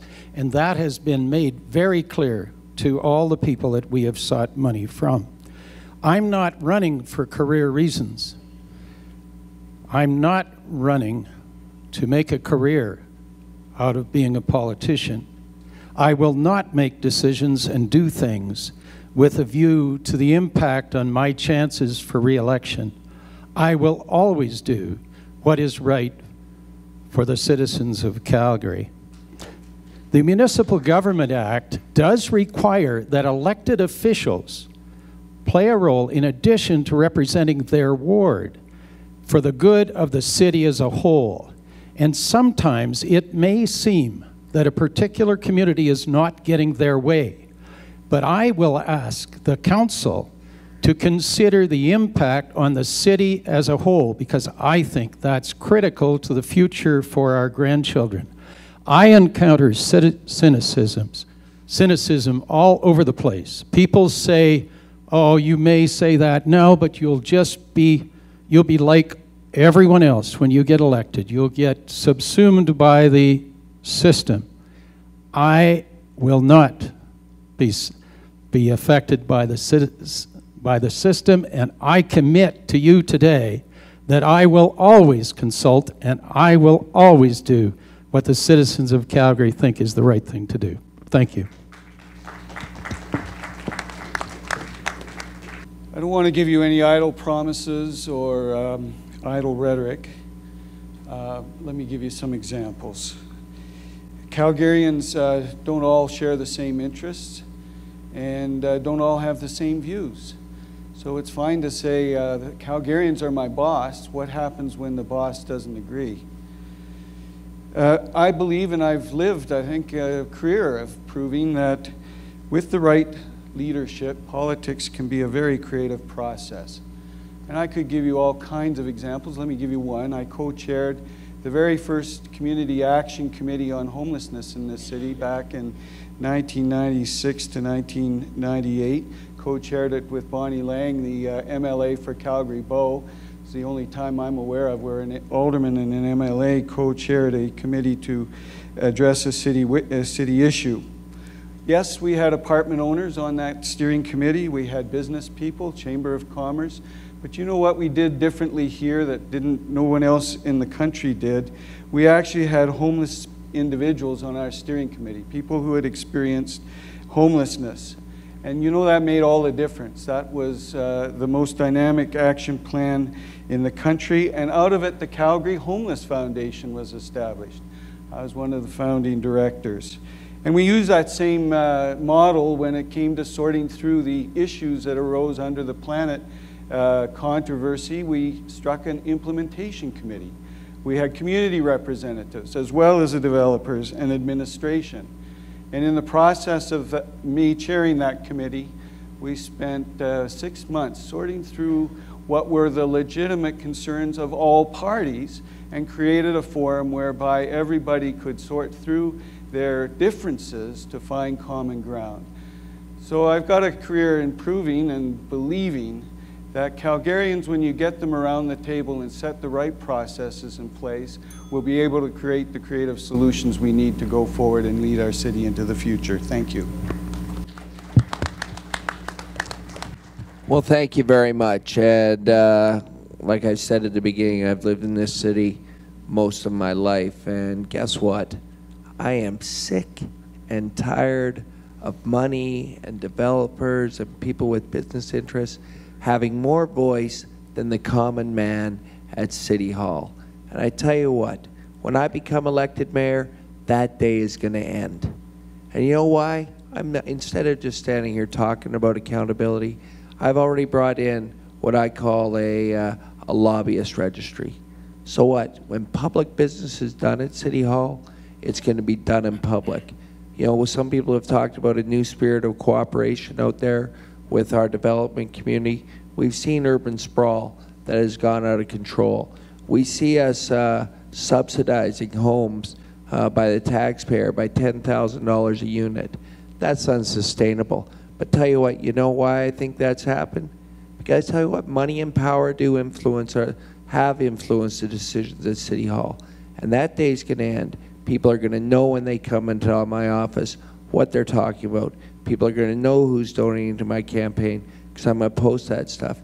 And tell you what, I think some of the troubles we're in right now have been caused by not having open and full disclosure in City Hall. And that will happen. I've started it with the release of policies that no one else has. That day will end when I become a mayor. And you are the boss. You will always be the boss. And you will have equal access to come into my office as anyone else in this city does. But I'm not going to be bought off. Thank you very much.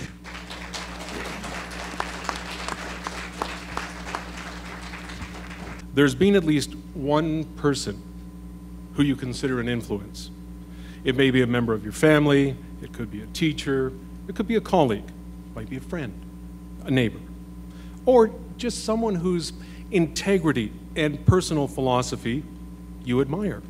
So my question is, tell us about that one person who inspires you. The one person who leaps to mind is my mother. My mother was born in Winnipeg to a very, very, very poor family. My mother's father died when she was 9, and there were 9 kids in the family. So her mom had to raise these 9 kids, and my mom was the second youngest. So she got hand-me-downs and hand-me-downs and hand-me-downs. And she and my father moved to Edmonton just before I was born. And my mom was a woman who was very determined. She taught me to be strong. She grew up not having a lot of things. And she grew up around the Depression era. So she knew the value of the dollar. And she taught me the value of the dollar. And my parents, my dad was an accountant, but my parents started a company on the side. And so every weekend, they would work this company, and I would join with them. And so she taught me that you don't just accept your lot in life, that you've got to work hard, and you've got to push ahead, and you never accept just where things are at now. She always encouraged education. She always encouraged being in the community. My mom, I've never known her not to be a volunteer, no matter what's going on. My mom's been given many awards for her volunteer work.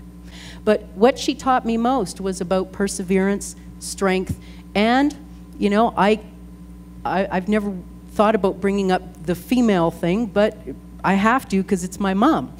And my mom, it was not an issue to be female. She just said to me, don't ever make that an issue. And at that time, that message was very big. I grew up at a time when there was a difference. There isn't now. And I'm thankful because of the generation of women who went ahead of me, and they blazed that trail. So, thank you.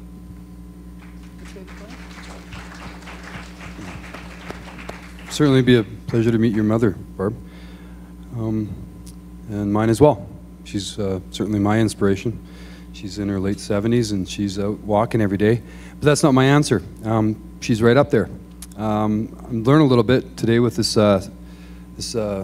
forum, and that is people don't always answer the questions directly. That's the way I play. I thought that was the rules, but that's not the rules. So volunteers. Volunteers are my inspiration. Hehr is my inspiration. The Canadian soldier is my inspiration. Firefighters and police. My father, who taught me how to read, reading the Globe and Mail, taught me about politics. I was 5 years old and I could name every province and capital. I don't know why, but I loved being a Canadian. He was a member of the Committee for an Independent Canada. Helped start a number of different organizations. Families across Calgary that are working hard every day and trying to make ends meet. People working in our homeless shelters. People working in community gardens. People doing what they can to make a difference in the city of Calgary. People who step up to bat when they see injustice. He's in this room right now.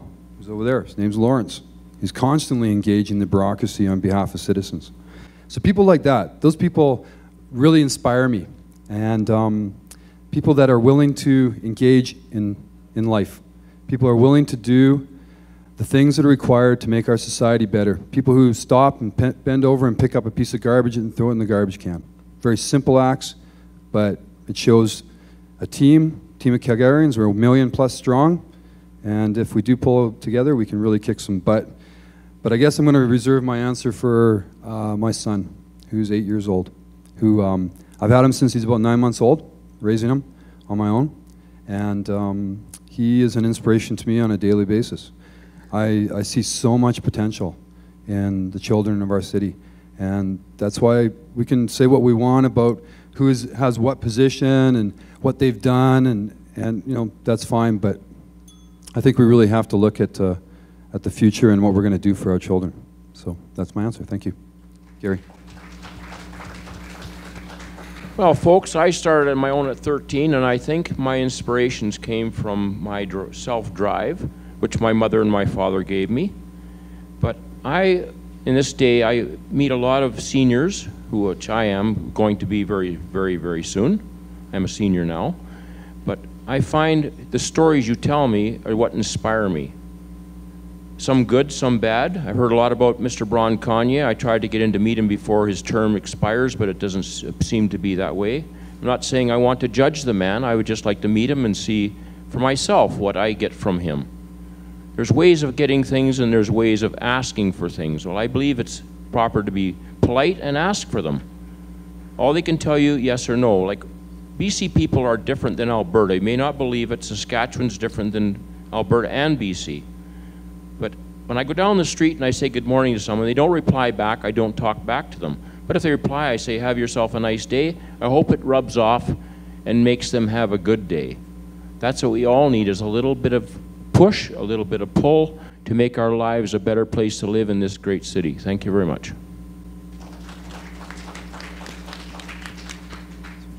Who inspires me every day? I have a lot of people who inspire me. Gandhi, Mandela, Jesus, Muhammad, Mother Teresa.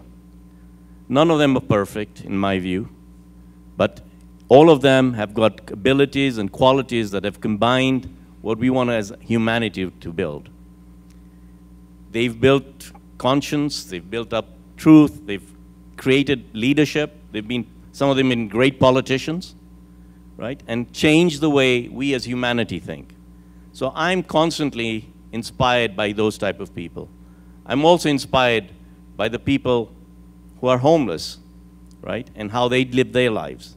And the people in the slums in Mathare in Kenya. And the entrepreneurs. There are qualities in humanity all across the world that inspire me.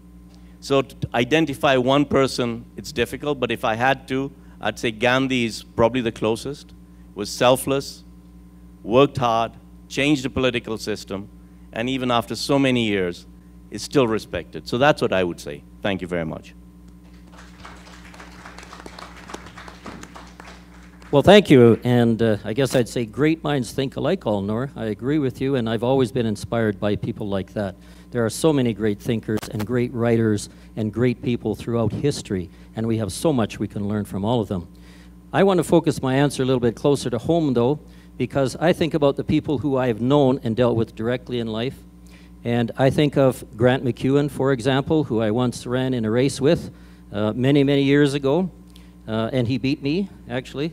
I remember Peter Naheed, who reminded a few years ago that I helped organize 3,000 students to march on the legislature during my university days. We surrounded the legislature. He came out and he spoke to us, and it was just so impressive. I've never forgotten that. I think of people like Craig Reed, who was an alderman and council for many, many years, and who mentored me and was the one who initially talked me into running in the first place. But I think in terms of influence in my life, I have to look at my parents. Both my mom and dad are remarkable people. My father always said to me, and he was a very innovative man, a self-made millionaire at an early age, raised a family of 7 kids. He was just such an inspiration. And I remember things he said to me like, John, you can do anything in the world you want as long as you're willing to let everyone else get the credit for it and make sure that you spread it around very generously. And he had a number of quotes like that he always taught me, that I can do anything I want if I can just figure out the right way to approach it. My mother organized so many things in the community. They call her Connie the coordinator. She's just done so much. And so I think of people like my parents, and these days I think of people like Cheryl sitting there in the back, who's such an inspiration to me all the time. She just knows so much about so many things and so many people. So I cannot say that I would pin it down to any one person. I think there's just so many remarkable people in the world, and I'm very blessed to have known so many of them. Thank you. Well, I just made a list of about 20 people, and I'm stuck with one, so I will try to abide by the question in the way it was posed. And I would say the answer to that question would be my granddaughter, who is 3 years old. And when I think about what kind of a city she is going to have in the future, that is something that means everything. That when someone asks the question, when she asks that question 20 years from now, what did you do to make it better? That's a question that I want to have a good answer for.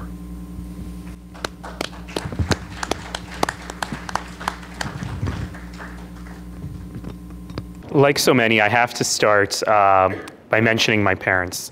When Mom and Dad came to Canada, they left a relatively comfortable lifestyle for a really, really tough one. For one reason only, because they thought it would be a better place for their kids.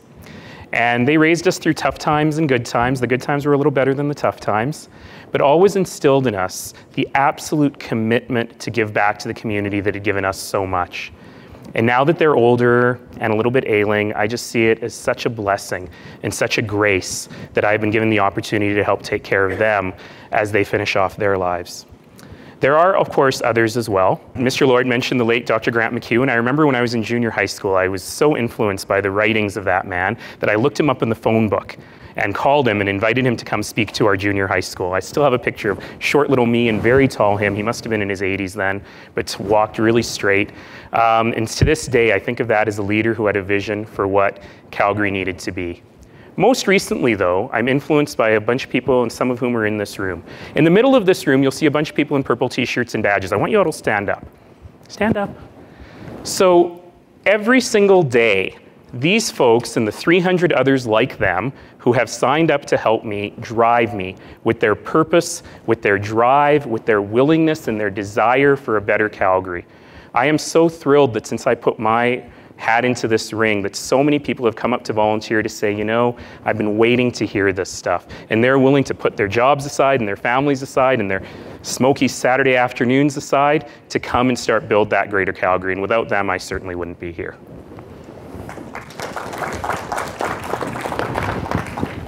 Thank you. Did I tell you already that I'm married to Martha Stewart.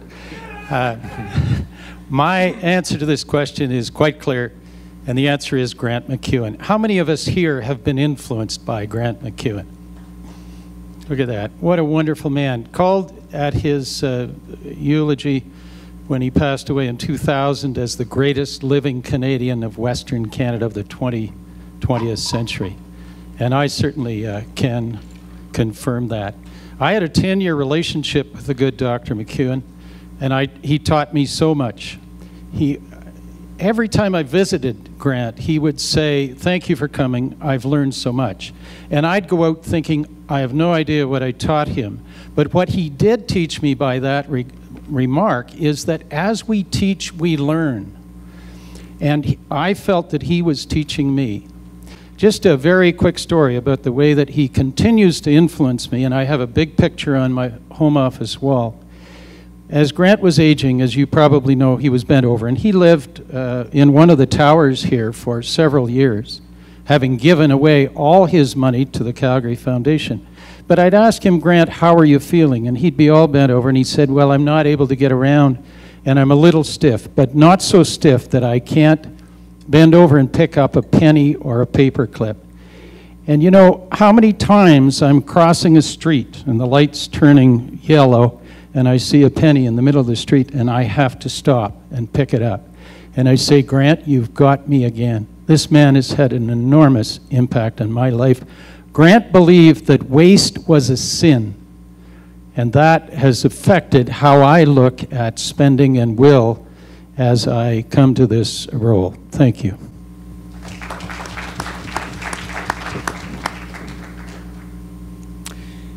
Like others up here, I can't think of my parents as being separate from each other. They're one. It was quite a remarkable partnership. And they gave me many gifts. Both were teachers, although in the case of my father, he started out as a Baptist minister here in Inglewood and ended up his career as Deputy Minister of Education. But in their lives, they didn't really teach me sermons as much as they taught me by their life experience. And I've just been making a couple of notes here of some of what those life lessons were. The value of public service. Robert, your thoughts, words, and actions should always be in alignment. Accept with grace what you can't change. And we have to use the gifts we are given for a purpose greater than ourselves. So those are pretty wonderful gifts for anybody to receive, and that's my inspiration.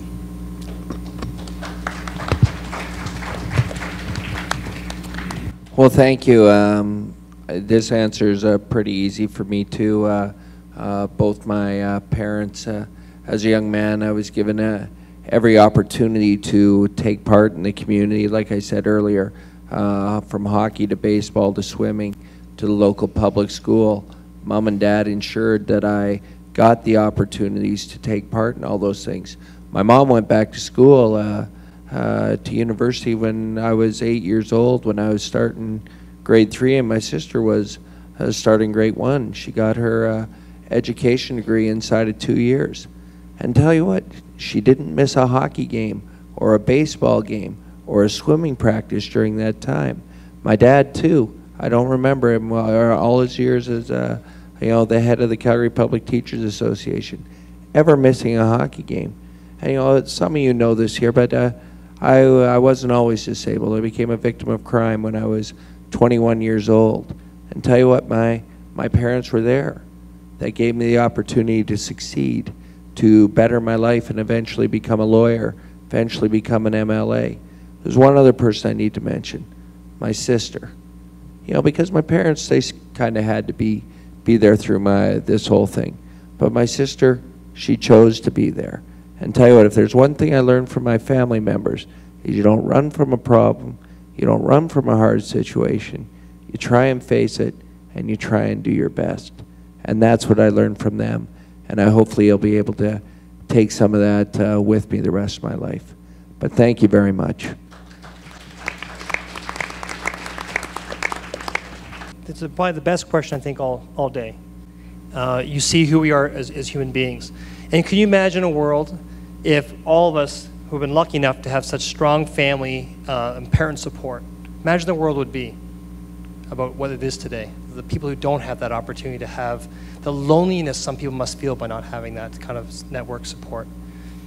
My is one person, it would be my father. Not to say my mom, amazing woman, she gave me the joy of life and a sense of humor. But 10 years ago, when I was in the corporate world and going up the corporate ladder, I got a phone call. I was out of town, and it was an emergency phone call, and my wife was on the phone. And you know by that voice that something terrible happened in my life. My dad was 62, had a heart attack, and died actually getting ready for going up to see his boys going fishing. And when you go back, you got on an airplane, and you're flying home, all the things that go in your mind about what your father did. My father was what every man, I believed, should strive to be. He was strong physically, and he was fiercely loyal to his friends and his family. And my father used to give me some great lines in life about, he was the guy that had no problem giving me a pat in the back, but he'd probably give me more kicks in the butts than that. But that was the way he was. He had 5 kids. In the 80s, we lost our business. We had, you know, when you go from having some money and you lose everything. He didn't give up. He said to his kids, guys, I won't be able to give you inheritance, but I'll give you something worth much more. And that is a work ethic. And all his 5 children went on to university, to McGill, Western. My brother's gone on to get masters. My sister is a cop, is working on her PhD. My mom is no less of a person. She went from being a nurse, and the things that happened in her life, she went back to school. And today I'm proud to say she's a professor at Ryerson. So I'm very fortunate and privileged to have such a strong family behind me to get where I am today. And it doesn't matter what I do in life, I know when there is a problem, I always have somewhere to go home. And that's my family. And I think every day that I'm so blessed to have that kind of network to get me out every day and work my butt off because they believe in me. Thank you.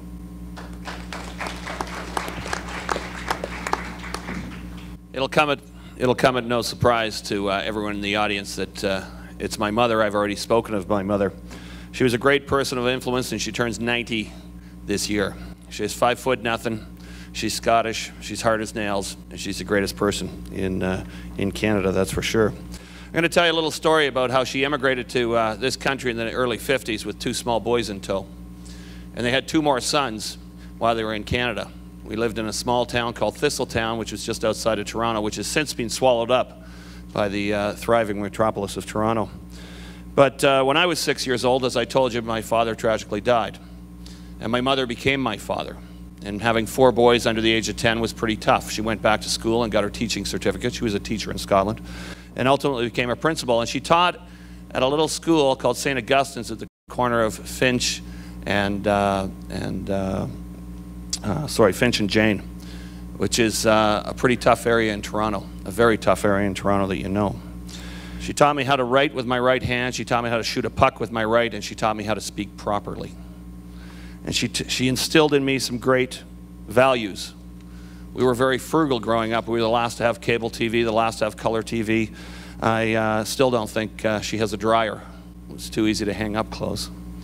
But other values include tenacity, as I already mentioned, integrity, and hard work. She was a woman of substance. And she taught me right to my core, right to my root, that the best things in life aren't things. I love her, I miss her, I go back every year to see her, and she's still a firecracker. She's very, very active. She just went to Stratford for their film festival, or their play festival. She loves the theater, and I miss her greatly, and I phone her every week for advice. Thank you for listening to my story, ladies and gentlemen. How are you going to ensure that we don't get hammered by more taxes? And really, for that matter, how are you going to ensure that your council can cut waste, get rid of fraud, and do away with inappropriate spending? We've said right from the start of this campaign that I would call for an independent audit of the way the city does its business. And this would go beyond the procurement issues that have recently made the press, which are of concern, but would go beyond that to the way the city does its business, the way it does planning, the way it sets budgets, and the way it provides oversight and controls those budgets. I would also develop a series of benchmarks which would be communicated broadly to the citizens of Calgary, and I would engage all of you in holding council to account for meeting those benchmarks. By bringing an independent voice to the table, there's all sorts of capacity in our city and all sorts of people who are interested in ensuring that the city spends your money and mine in the most efficient way. Remember, as Dr. McEwen taught me, waste is a sin. So my approach would be to find waste through this independent audit and eliminate it, and then move on to setting budgets in a more legitimate way, to controlling to the budget and reporting on a quarterly basis to Calgarians. Thank you. This is an issue that is very, very close to my heart. I always say that you don't know what it means to be a fiscal conservative unless you grew up in a working class immigrant family in East Calgary. But really it's true that waste is a very significant issue. And the real problem here is that our mechanisms of council are broken. I always worry when I start to talk about this because it sounds so technical and kind of dull. But in reality, a lot of what this council does is just done incorrectly. As I always say, the city council spends its time on the wrong issues and it spends our money badly. From little tiny things, like the fact that every existing councilman at this table has in the past charged for their dry cleaning. Actually, I don't know if Alderman Hawkesworth has, but the others have.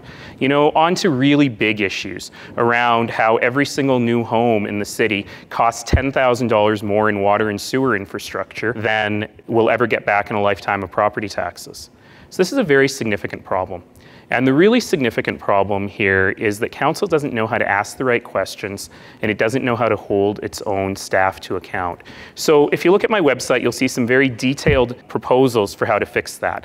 They involve a more independent auditor, not the province auditing our books as some have suggested, but we can handle our own business properly. A more independent auditor, much better budgeting systems, and we have to live by those budgeting systems. We can't say, as Alderman McIver has, that we believe in zero-based budgeting, but then support, as all three aldermen on this panel have, passing a $300 million budget without discussion, without debate, indeed without a single piece of paper in front of us. We can't do that. We have to be serious. We have to make these things happen. So, better auditing, much better budgeting processes, better skills around the city council table. We have to fix the way the city works. And in order to fix the way the city works, we've got to fix our own city council.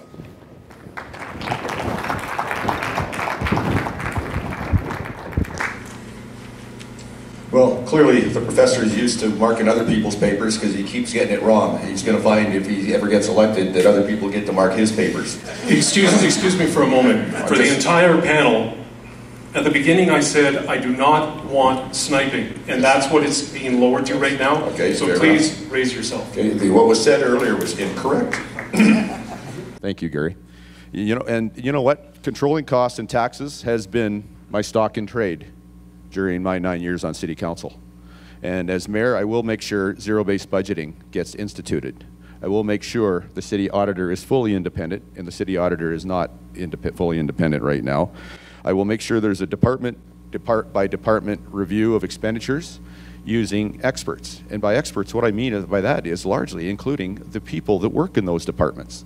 I have full faith that there's money to be saved in the way we run the city, and I have that full faith from City of Calgary employees who stop me in the grocery store, who stop me on the street, who stop me in the city parks and say, you know, where I work, we can't save money. And I say, what's holding you back? They say, well, the ideas are not getting listened to. I intend to make sure that those good ideas get heard and get listened to and get acted upon. That is how we will help to control costs and how we will control spending and keep taxes in line. And besides that, I think we need to listen to other experts. We need to listen to 1.1 million experts at living in the city called citizens. We need to actually listen to experts. When we get expert advice, too often City Council gets one set of recommendations. Well, you have to know that the discussion at the administration level wasn't that clear cut. I'm sure there's times when out of 4 choices, one is so obviously the right one that there's no other choice, but there's lots of other times when there's 2 or 3 good options. I'm sure they batted around for hours and we sometimes only get to see one of them. I'm going to make sure that practice stops and that council information is shared with council more fully so that they can digest it better. And I will continue to say no to bad ideas and say yes to good ideas.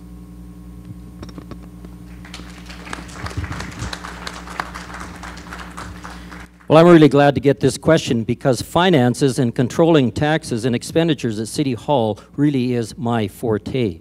This is where the rubber really hits the road of who has the experience and the track record and can prove it.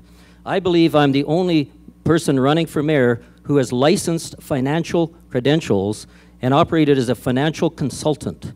But more importantly is what I already did when I was on council and what got me nominated as Canadian Tax Fighter of the Year. My very first motion, in fact, is credited with saving $100 million in doing energy audits and changing light bulbs back in 1996. I have a very comprehensive and detailed plan on my website of exactly how I'm going to tackle what I've called my #1 priority, the finances at City Hall. You will find there that I have put forward proposals with timelines, specific details of what it will cost, and when I expect to get it into action. It involves a number of different ideas, but among them is to bring in some of the methodology, such as Six Sigma, that have saved Motorola $17 billion. So I'm not talking through my hat. I know how to do this. I've implemented them before. I'm an expert in finances. And when we get down to what I've already said I'm going to do, declare a war on waste. We're going to go find those dollars and those pennies. I said we're going to do value for money audits. In fact, I was one of the first to declare for mayor, and one of the first things I said was we need an external value for money audit on the Calgary Parking Authority. So I believe I was the first candidate here calling for external audits. But I believe that we also have great people working at City Hall that weren't allowed to do their jobs. And in fact, I worry that some of them might have lost their jobs when they complained about that fact. Thank you.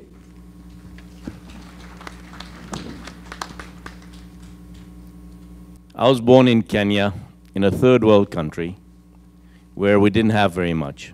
And my parents had a gas station, and we did with very little. For me, how to reduce waste is very simple. Listen to our employees, talk to them, find out what they think, and we'll sort out a majority of the waste that way. When I'm mayor, will appoint a city employee or a union representative to attend every council meeting so we can start putting efficiencies through that will start saving us money. In any other economic business, as you increase volume, the costs go down. In the city, as we increase population, the taxes are going up. It just doesn't make sense to me. If anyone else can explain to me why that happens, I'll be happy to hear it. But I know, as an accountant, as a businessman, taxes should be going down. Just because you're building infrastructure doesn't mean that taxes have to go up. I'll be asking the aldermen to manage particular departments and budgets so that we can get some efficiencies. I am not a career politician. I'm not doing this job as a career. I will not do more than 1 or 2 terms, right? And once I've done the job, I will leave. We have to move the authority of a lot of the spending at the city from the city to communities. We know community associations leverage that money much, much better than the bureaucracy of the city. I've had experiences personally with the city where you have 8 people coming in to approve a simple plan. We've got to change the culture of the city. We've got to start letting everybody in the city know that Calgarians are customers. We treat them as individuals and then listen to Calgarians, because every Calgarian will suggest ideas of how to save money. At the last election, I said simple things like having a dog license for 1 year. It's still not done. Thank you very much.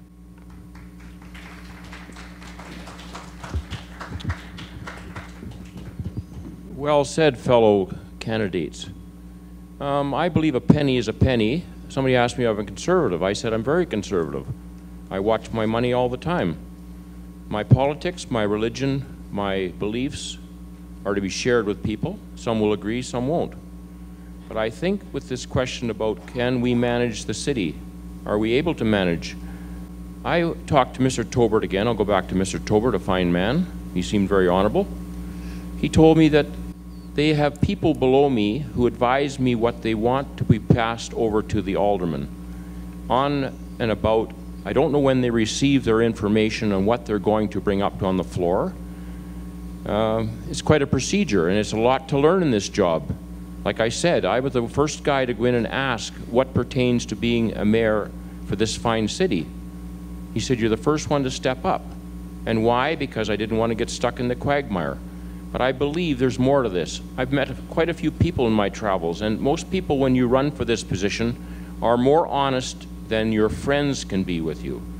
Like one gentleman said, it takes 6 months, an engineer in this city, a private engineer, to pass something through the city quagmire.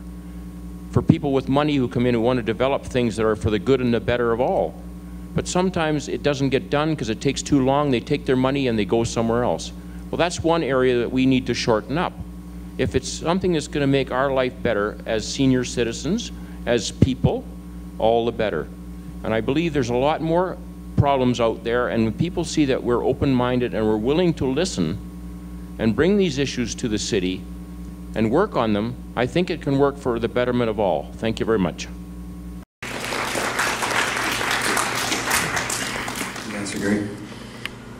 Well, like all problems, I look at the concept and the principles behind it, and I don't think there's many people in the city that would disagree that we've got some serious problems in the big blue board in Fortress Calgary downtown.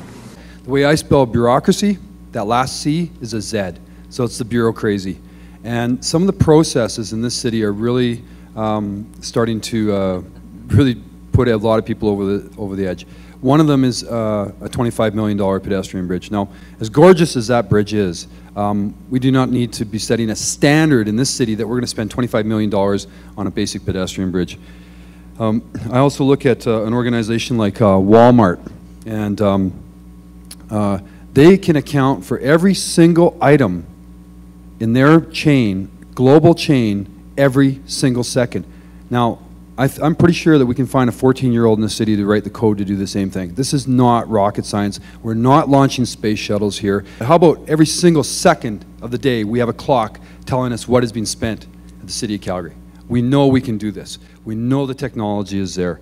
I look at the CPA, Calgary Parking Authority, an empty building downtown in Kensington for 5 years, generating zero revenue for the city of Calgary. That's a problem. That's an attitude. That's a corporate culture. I agree with Anur on that. We're looking at curbs. We're replacing curbs. Down in Killarney the other day, they were replacing curbs. Well, we don't even have shelters on bus stops. So now this is a prioritization issue, what we spend our money and our funds on. So we need to start to prioritize what we're going to spend our funds on. And waste is a sin, but it's also a resource. And if we start looking at waste as a resource, we may be able to benefit from that. Open the books. Keep the books open all the time.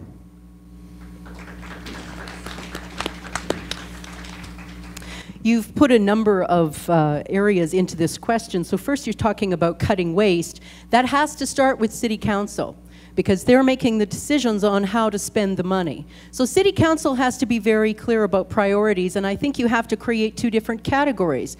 You have to talk in terms of what you need to have, and we have to talk in terms of what we want to have. Times are tight right now. We are coming through the tail end of a recession. At least we hope we're coming out of the tail end of a recession. There are signs we're not sure. So what that means is we have to tighten down. This is an opportunity for us to take a look at the books and get rid of the things that we can't afford. We can't afford to spend money like it's just coming at us from all levels of government, because it isn't. So this is time for council to set priorities in terms of what we want to have and what we need to have, and then stick to it. The other thing we have to do is look at the audit process. That became a huge explosion in the last year, and what we have to do is clean up the audit process, not just in terms of a more independent auditor, which I agree with, but we also need to take a look at the audit committee and who is in charge of the audit committee and who is on the audit committee, because from what I see so far, there are too many counselors on the audit committee who are not trained professionally in this field. We need to have professionals who are trained in what to watch for on that audit committee. We need council members there, but we also need more people who are trained in this area. So we need to look at the audit committee as well. And that brings me to the value for audit, the value for money audits as well. Because we need to take a look at every single department, right from finance department and how it's looking at the whole big picture, but right down to our parks department. Do you realize we plant grass that isn't meant for this part of the world? I mean, you can laugh, but you know what? We're spending money on the little things. We have to look at the little things too.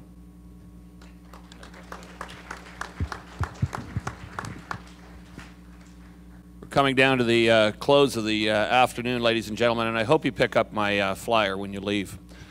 This flyer was created by myself doing some market research with my communities and my community presidents to come up with what they really were concerned about. You asked who the boss was. I told you who the boss was. It's community associations and Calgarians in general. And I sent an email out to everyone to get their feedback. And what they told me resoundingly was we need to run the city in a more business-like fashion. And do you know, ladies and gentlemen, we have 25 priorities at the City of Calgary. 25 priorities. And being a business person of some 25 years, if you have 25 priorities, you really don't have any priorities. Walking your dog is a priority, and not walking your dog is a priority. So I produced this back in May, and I've had really great response from it. And what it's going to take is increased scrutiny on what we do spend our money on once we reduce those priorities, because as someone said, there's must-haves and nice-to-haves, and we need to know the difference in that. And then when you have a business background, you certainly understand the difference in that. Some of my peers up here have mentioned the $25 million pedestrian bridge. Well, know this. I'm the one that uncovered it. I'm the one who went to the media. I'm the one that went to my peers, and I'm the one who went to the province to try and stop it. Know this, the Cecil Hotel that was over there, he was trying to sell it for $7.9 million in the summer. We ended up buying it for $10.9, and now the price is over $12 million. Those are wrong, folks. Those are just wrong. So it's important that we recognize that it's not a taxation problem, it's a spending problem. And you need someone who's frugal in the chair that's going to manage that money for you. Because I don't look at it like it's my money, I look at it like it's your money. And I was the only rookie that stood up in 2008 and said no to the tax hike. Because I knew there was waste in there, and along with some of my peers, one of them's here today, we were successful in bringing that down by about 2 points. So that's what you need in order to have leadership at City Hall. Thank you, ladies and gentlemen. Thank you. Well, whoever the next mayor and council is going to be, the gift that this current council has given them is large. We're sitting right now with a 12% property tax increase. When you are a senior and your CPP has been maybe $4 this year, 12% tax increase. That's what we're looking at right now. What I'm going to try and do is I'm going to go back to basics. I know what people want. You said we want fire and police protection, plow our streets when we can't get out, pick up our garbage, fix the potholes. Start with the basics. And don't tell me that you have no money for that, but then you can build a $25 million bridge. That is what people see so mad about the bridge. Not necessarily maybe the bridge is built. It's like, don't keep throwing our money away when you can't do the basic services that we ask for. As far as budget, I agree with some of the people who have said here about the budget process. You know, if I'm mayor, what I'm going to do is right behind me in council chair will be the budget. So every time members of council have got a great idea, great. What are you going to take off the budget? You're going to add people, you're going to take people, let us know now. And then what I will do is that every quarter in your NMAX bill, you'll actually get council's updated budget, the actuals and projections, so you actually see what council's spending. Job number one, and the other thing is big picture. This council gets way into the minutia. And I'll give you an example. I was at public hearing, watched this poor person go up in front of council, in front of the 15 people, might as well had white wigs. And they're sitting there saying, I want a secondary suite for my mom down in the basement. And she's sitting there shaking in front of 15 people. What is a person sitting there in front of 15 people of a board of a multi-billion-dollar business begging for a place for parents? That should be a policy, and then basically let the administration deal with it. Job number one as mayor, I am calling in the provincial auditor general with this $123 million tunnel, with members of council firing an auditor when she starts uncovering things. I am not going to accept, don't worry, the people who are accused, the city administration, and the people who have been asleep at the wheel are going to have their own independent audit for $1 million. And what's going to be the end goal of that? Everything's okay, people. I don't think so. I could go on. Anyways. Well, thank you very much. And I, too, am concerned about the way public dollars are spent. And because at the end of the day, people work hard for their money and they want value for what services they're getting. And they want a vibrant city to live in. Tell you what, one of the ways we can do it to look out for our financial means is to appoint an independent auditor. This has to be funded by the city taxpayer, and this person has to report to the public. It has to report to you, the citizens of Calgary. It can't be whitewashed in behind closed doors, but that person has to do some audits, report to you, the public, so you know your money is being spent in a wise fashion. But tell you what, you know, we're talking about waste now, we're going to be talking about waste in the future. Every election I've been alive for, that's always a hot topic. Governments have to spend your money wisely, and as your mayor, I will try to do that. Because tell you what, waste means different things to different people. Some people think it's a waste to fix the roof at the Lindsay Park Aquatic Center. Some people think it's the best thing since sliced bread. So guess what? As your mayor, you're going to have an open and honest debate with your citizens and tell them why you're doing something, or why council's doing something, or why we went in the right direction. As your mayor, I will have that open, honest debate with you where we decide together what's in the best interest for people, what's best in the public interest for all our citizens. And guess what? You got to be able to go have that debate, and you got to be able to be open and honest with your citizens. That's what I will be. Thank you.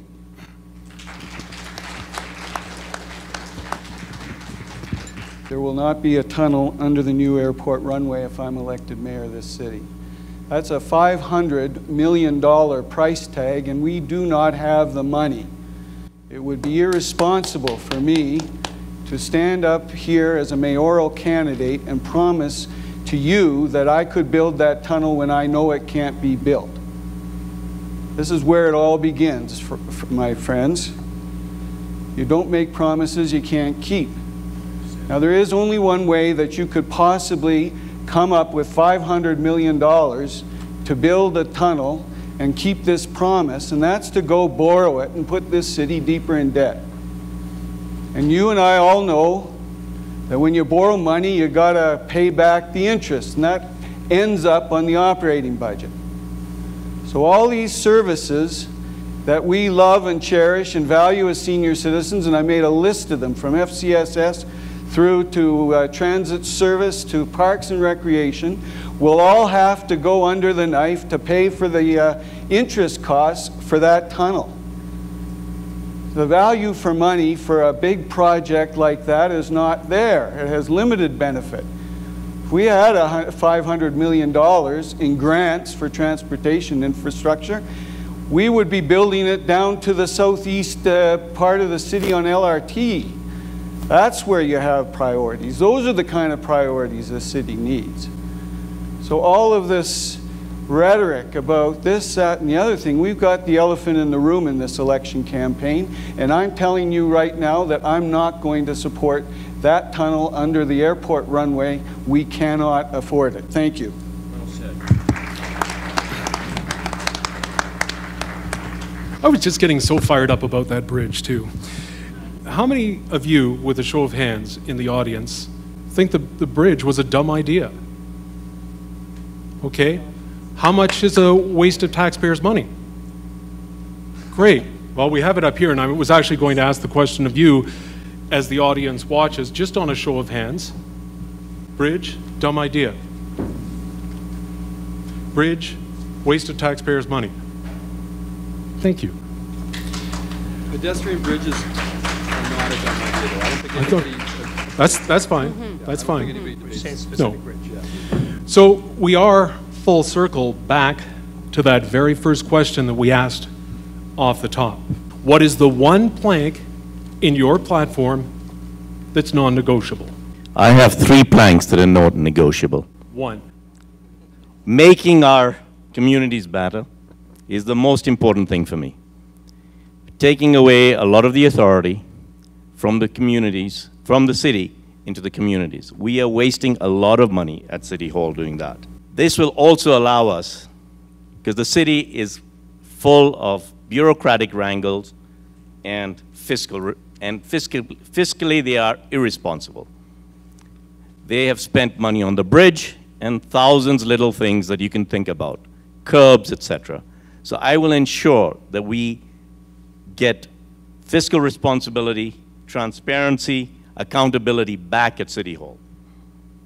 I will also make sure that the city does what it is supposed to do, provide services to the Calgarians on a personalized basis. It is important that Calgarians get this service and don't feel that they are just other people. If you go to the airport, which is owned by the federal government, we have volunteers there helping visitors. The Stampede has volunteers helping them. At City Hall, by the time I'm done, we will have volunteers helping Calgarians and create that culture so that Calgarians feel City Hall belongs to them, they need to save money, and they need to participate in the city. Thank you.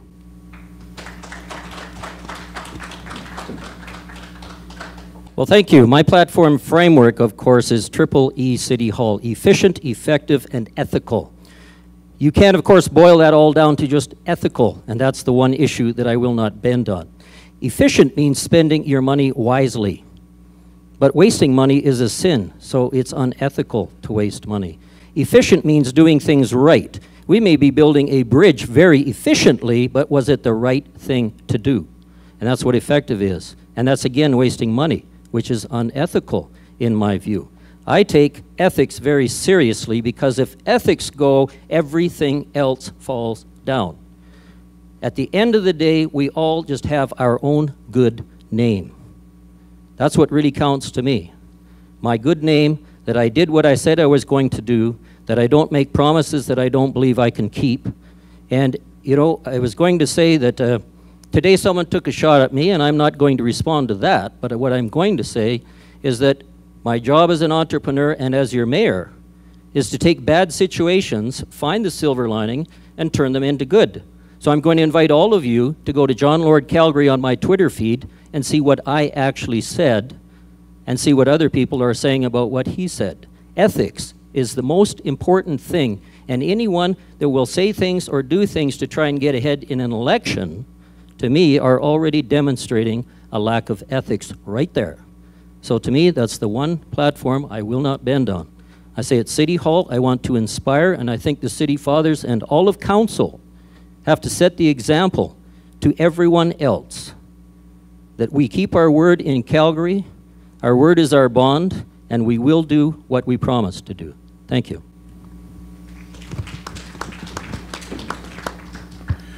Thank you. The one platform plank that I will not give up on is the CAT formula that I put forward, which is an acronym for cost control, accountability, and transparency. That is going to be the basis of making a good future for us. The cost control will make sure that if we run the city in an effective way, that your children will be able to, and your grandchildren will be able to afford a home one day, and as seniors on fixed incomes, you will be able to afford to stay. Accountability will make sure that there are consequences for actions, and that, along with transparency, will make sure that people, Calgarians, can actually look at what happens at City Hall and make a value judgment. They can make a value judgment about things we talked about today, about where did your campaign money come from and did that seem to affect your voting pattern. They'll be able to make value judgments about what happened with the way the budget was spent. Can I actually, as a citizen, understand the budget, or do I need a Ouija board? You shouldn't need a Ouija board. Transparency is very important. You should be able to tell how we're spending your money without a roadmap. Cost control, accountability, and transparency, those are the keys that will make the city successful now and for business and people in the future, and I will not compromise on that. Thank you.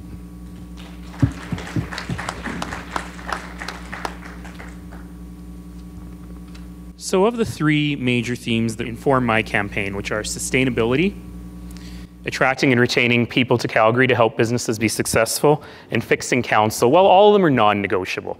But probably the most important one for all of us today is that third one, fixing city council. Friends, it's broken. It's broken, but it's not broken beyond repair. The good news is that lots and lots of governments around the world have reformed their bureaucracies, they've reformed the way governance works, and they've made real changes to the everyday lives of their citizens, because that's what really matters, not the budget document, but what impact that budget document spending has on how people are living their lives. And I'm sorry to say, and I'm sad to say, that the folks who are sitting on council right now can't do it. They have not shown they've been able to do it, whether they've been on for 3 years, 9 years, or almost 30 years. Right? When someone votes, for example, just a year ago to approve a transportation plan that involves a tunnel and now says that it's a luxury, how do we believe that? How do we trust that? When someone says they believe in zero-based budgeting, but they vote for the largest tax increase we've ever seen, when all of them vote for the $3 park and ride at the LRT stations, every one of them who's running for mayor did, how can we trust them now when they say, I can fix it? At the end of the day, we need a voice from the outside to fix it. I bring to you the ability to do that. It's not easy. We have to understand what we're doing, right? But I bring you the ability to do that, as well as the perspective of someone who understands what's going on, but is able to bring skills, ideas, people, and talent from the outside. Because friends, we as Calgarians deserve better. We deserve a better Calgary. And with me as mayor, I promise to work with you to bring you that better Calgary.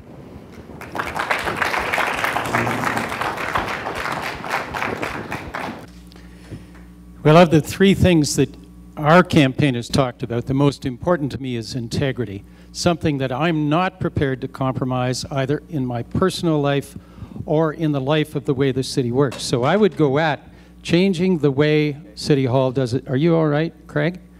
Somebody fall over there? No. Okay. Changing the way City Hall does its business, changing the culture of City Hall so that we bring trust and integrity back into the process. It occurred to me while sitting here and listening to everyone else that one of the untapped resources in our city is the whole group of seniors in our city, because seniors bring a perspective not obvious to those who have lived less and experienced little. I'm wondering if the fact that we're in such difficulty today is that many of our younger people grew up in an age of entitlement, and they don't have the sense of responsibility that many of us got from living on a farm or in a small community. I will bring integrity back to City Hall, and that is one part of our platform, my platform, that is just not negotiable. Thank you.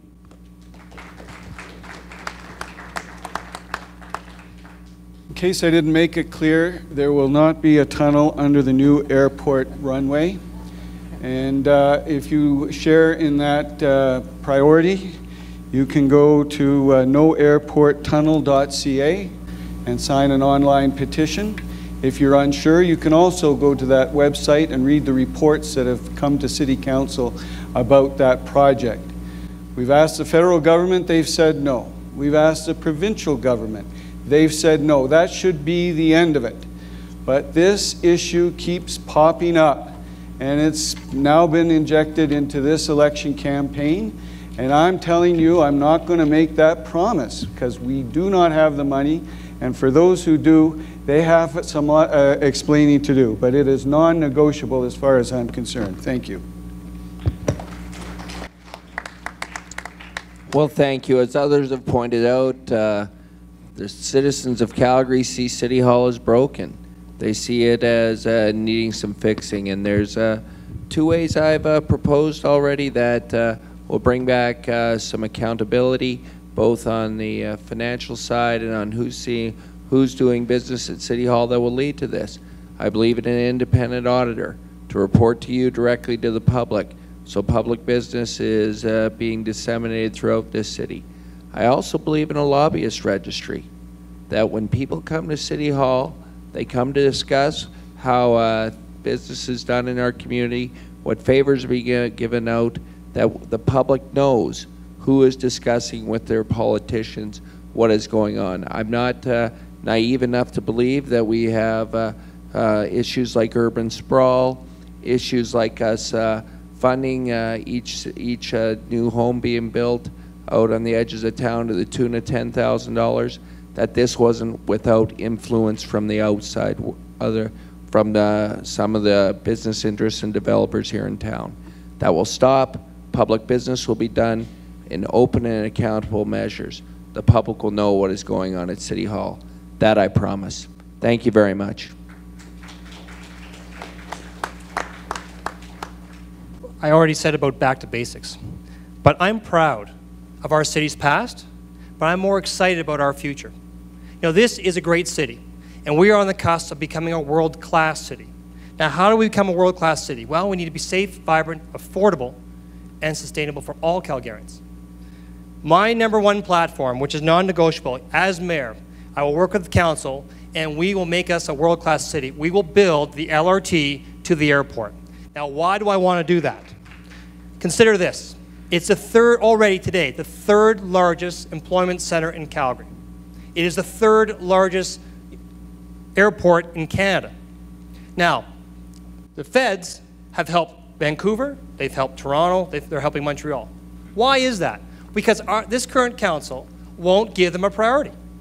You know, the reality is I have to make this tough decision because back in 2007, I warned council not to take the LRT past Westbrook. It didn't justify. Do you know if they were to stop the West LRT to Westbrook, that $800 million, which keeps growing up to West Side, we could have taken that money and we could have built the LRT to the airport. And now we could actually be talking about a plan to build the LRT to the southeast. But these guys made that decision we have to live with. I now have to make tough decisions. If I have to choose for 1 million people, one part of the city, I choose for 1 million people, I choose for a great city, I choose for a world-class city, and you need your airport connected to your downtown. Thank you.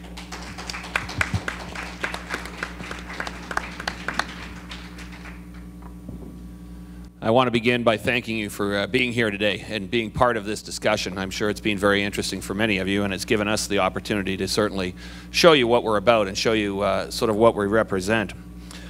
Peter Drucker is a very famous management guru, and he talks about what leadership is all about. And he'll tell you that it's not about name recognition, and it's not about tenure, it's not about how long you've been on council, it's about results. That's the bottom line. And ladies and gentlemen, on my brochure, if you look it up, you'll see there's been tons of results that I've delivered, not only for Ward 6, but for the entire city. You know, there's $1 billion in infrastructure for the LRT, but it goes beyond that. We got $61 million for a trench down 17th Avenue because I promised the communities of Westgate and Ross Carrick and Glendale that I would deliver on that. I didn't want to turn 17th Avenue into 36th Street Northeast. I got $8 million for the West Side Rec Center. I got $10 million for the Signal Hill Library. We opened a new fire station on 69th Street. And for the first time ever, I elevated the fire department so they would sit at the table when we planned new communities. Can you believe we didn't have that before? Going further, I championed artificial turf. I preserved the brand Calgary, Heart of the New West, because you know what, folks, we don't need a new brand. We don't need to spend $500,000 on that. I also preserved the sister cities relationship. I also helped secure special events that drove economic development for the city. And I guess what my point is, folks, you know, people will tell you that City Hall's broken, and I've even heard the term like it's toxic. But you wouldn't be able to get these types of results in a toxic environment. So when you ask me about what is non-negotiable, I'll tell you what Calgarians have told me. These are not mine. These are not my priorities. These are Calgarians' priorities. They've told me to run the city in a more business-like fashion. They want to reduce the priorities, and my 25 years experience in business will help us get focused there. My team building abilities will help us get focused there.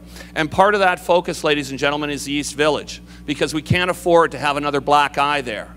We can't. We got to make sure that that's successful.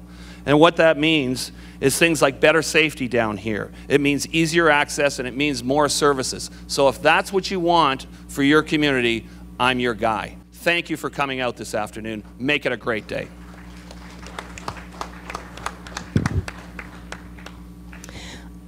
I believe our challenge was to talk about the one thing that that is non-negotiable, and the one thing that we are going to stand by if we are elected as mayor. And what I stand by, if elected as mayor, is to fix city council. And that means a number of things. First off, how city council spends your money. We need to set clear priorities about want have and need to have, and need to have has to have the priority. Priorities need to be based on merit. It needs to be very clear that I'm going to give you an example. In the Northeast, the LRT to the Northeast, the tunnel, these were things that were lost in the shuffle because council got wrapped up in debating minutia.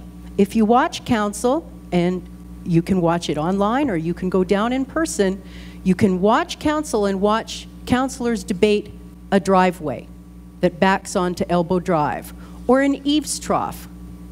Council is debating minutia. And because of that, the tunnel and the Northeast LRT line got lost in the shuffle. So now council has to make very big decisions about very big capital projects, and they're doing it from the rearview mirror. So council needs to set priorities based on merit. Council also needs to react to the current environment. Just because we get a lot of money from the province, which we did a number of years ago, it doesn't mean that we get to spend it on a footbridge. So we need to be very aware of the current economy. That might be nice when we're in boom years, but the economy changed and council did not react. We also need accountability at City Hall. It is very difficult to try to track down how the aldermen and the mayor vote.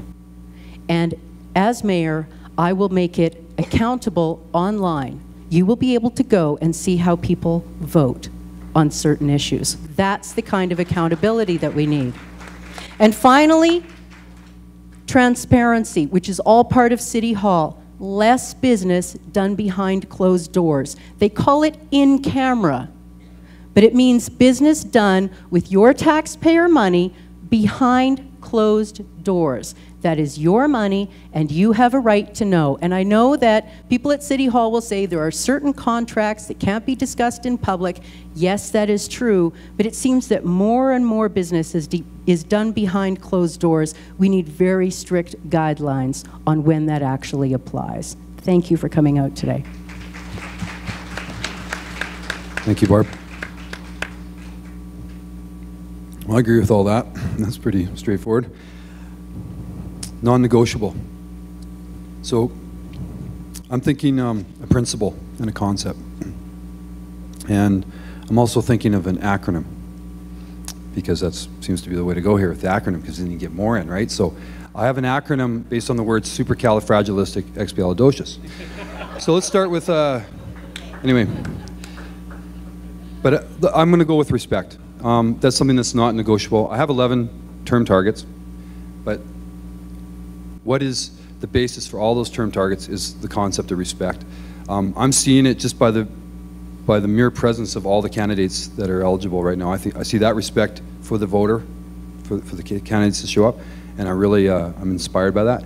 And I also see it from the citizens who showed up to listen to the candidates. So I see that respect, and so respect for the process of government, which has to return. Respect for the citizen. Respect for the taxpayer, and then respect for democracy.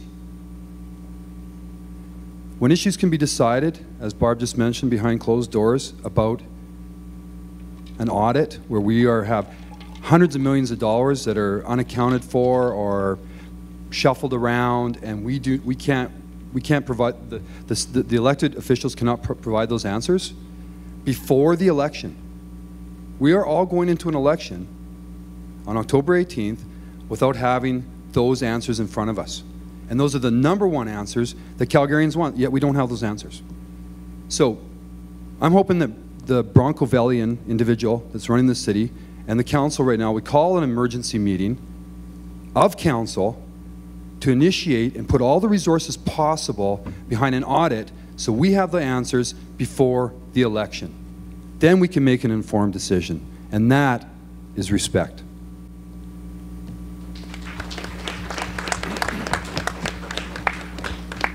Man, it's hard being last out here. My thoughts go elsewhere with all these good ideas.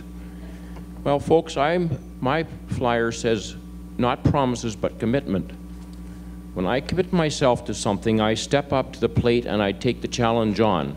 Win or lose, I can be wrong. Those who can accept being wrong are making a great commitment. We can be wrong in life. I've heard nothing today about seniors and the Medicare.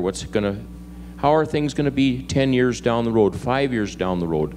I was given an email which was read to me by Maximus Shaw, who's here today with me. And I heard what he said, and I am seeing a lot of questions that are aimed at things that are all important, and there's some very, very good answers here. I'd be proud to have these people sitting on my committee if I was elected, but I think that we have to step up to the plate and all realize that everything that's said here is important. There's a lot of brains sitting around here. There's been a lot of experience. And I would like to put a challenge up to all my fellow candidates here that I would pledge $100,000 of my earnings as mayor, which is $183,000 a year, which you are not aware of. There might be a few more people stepping up to the plate now. And an alderman receives $97,000 of such wage. I put a challenge up to my fellow mayoralty to pledge $100,000 of your money, if elected, that's if elected, to a charity of your own choice. Now that's putting your money where your mouth is, folks. You may not like it, but I think it's a good start. Thank you.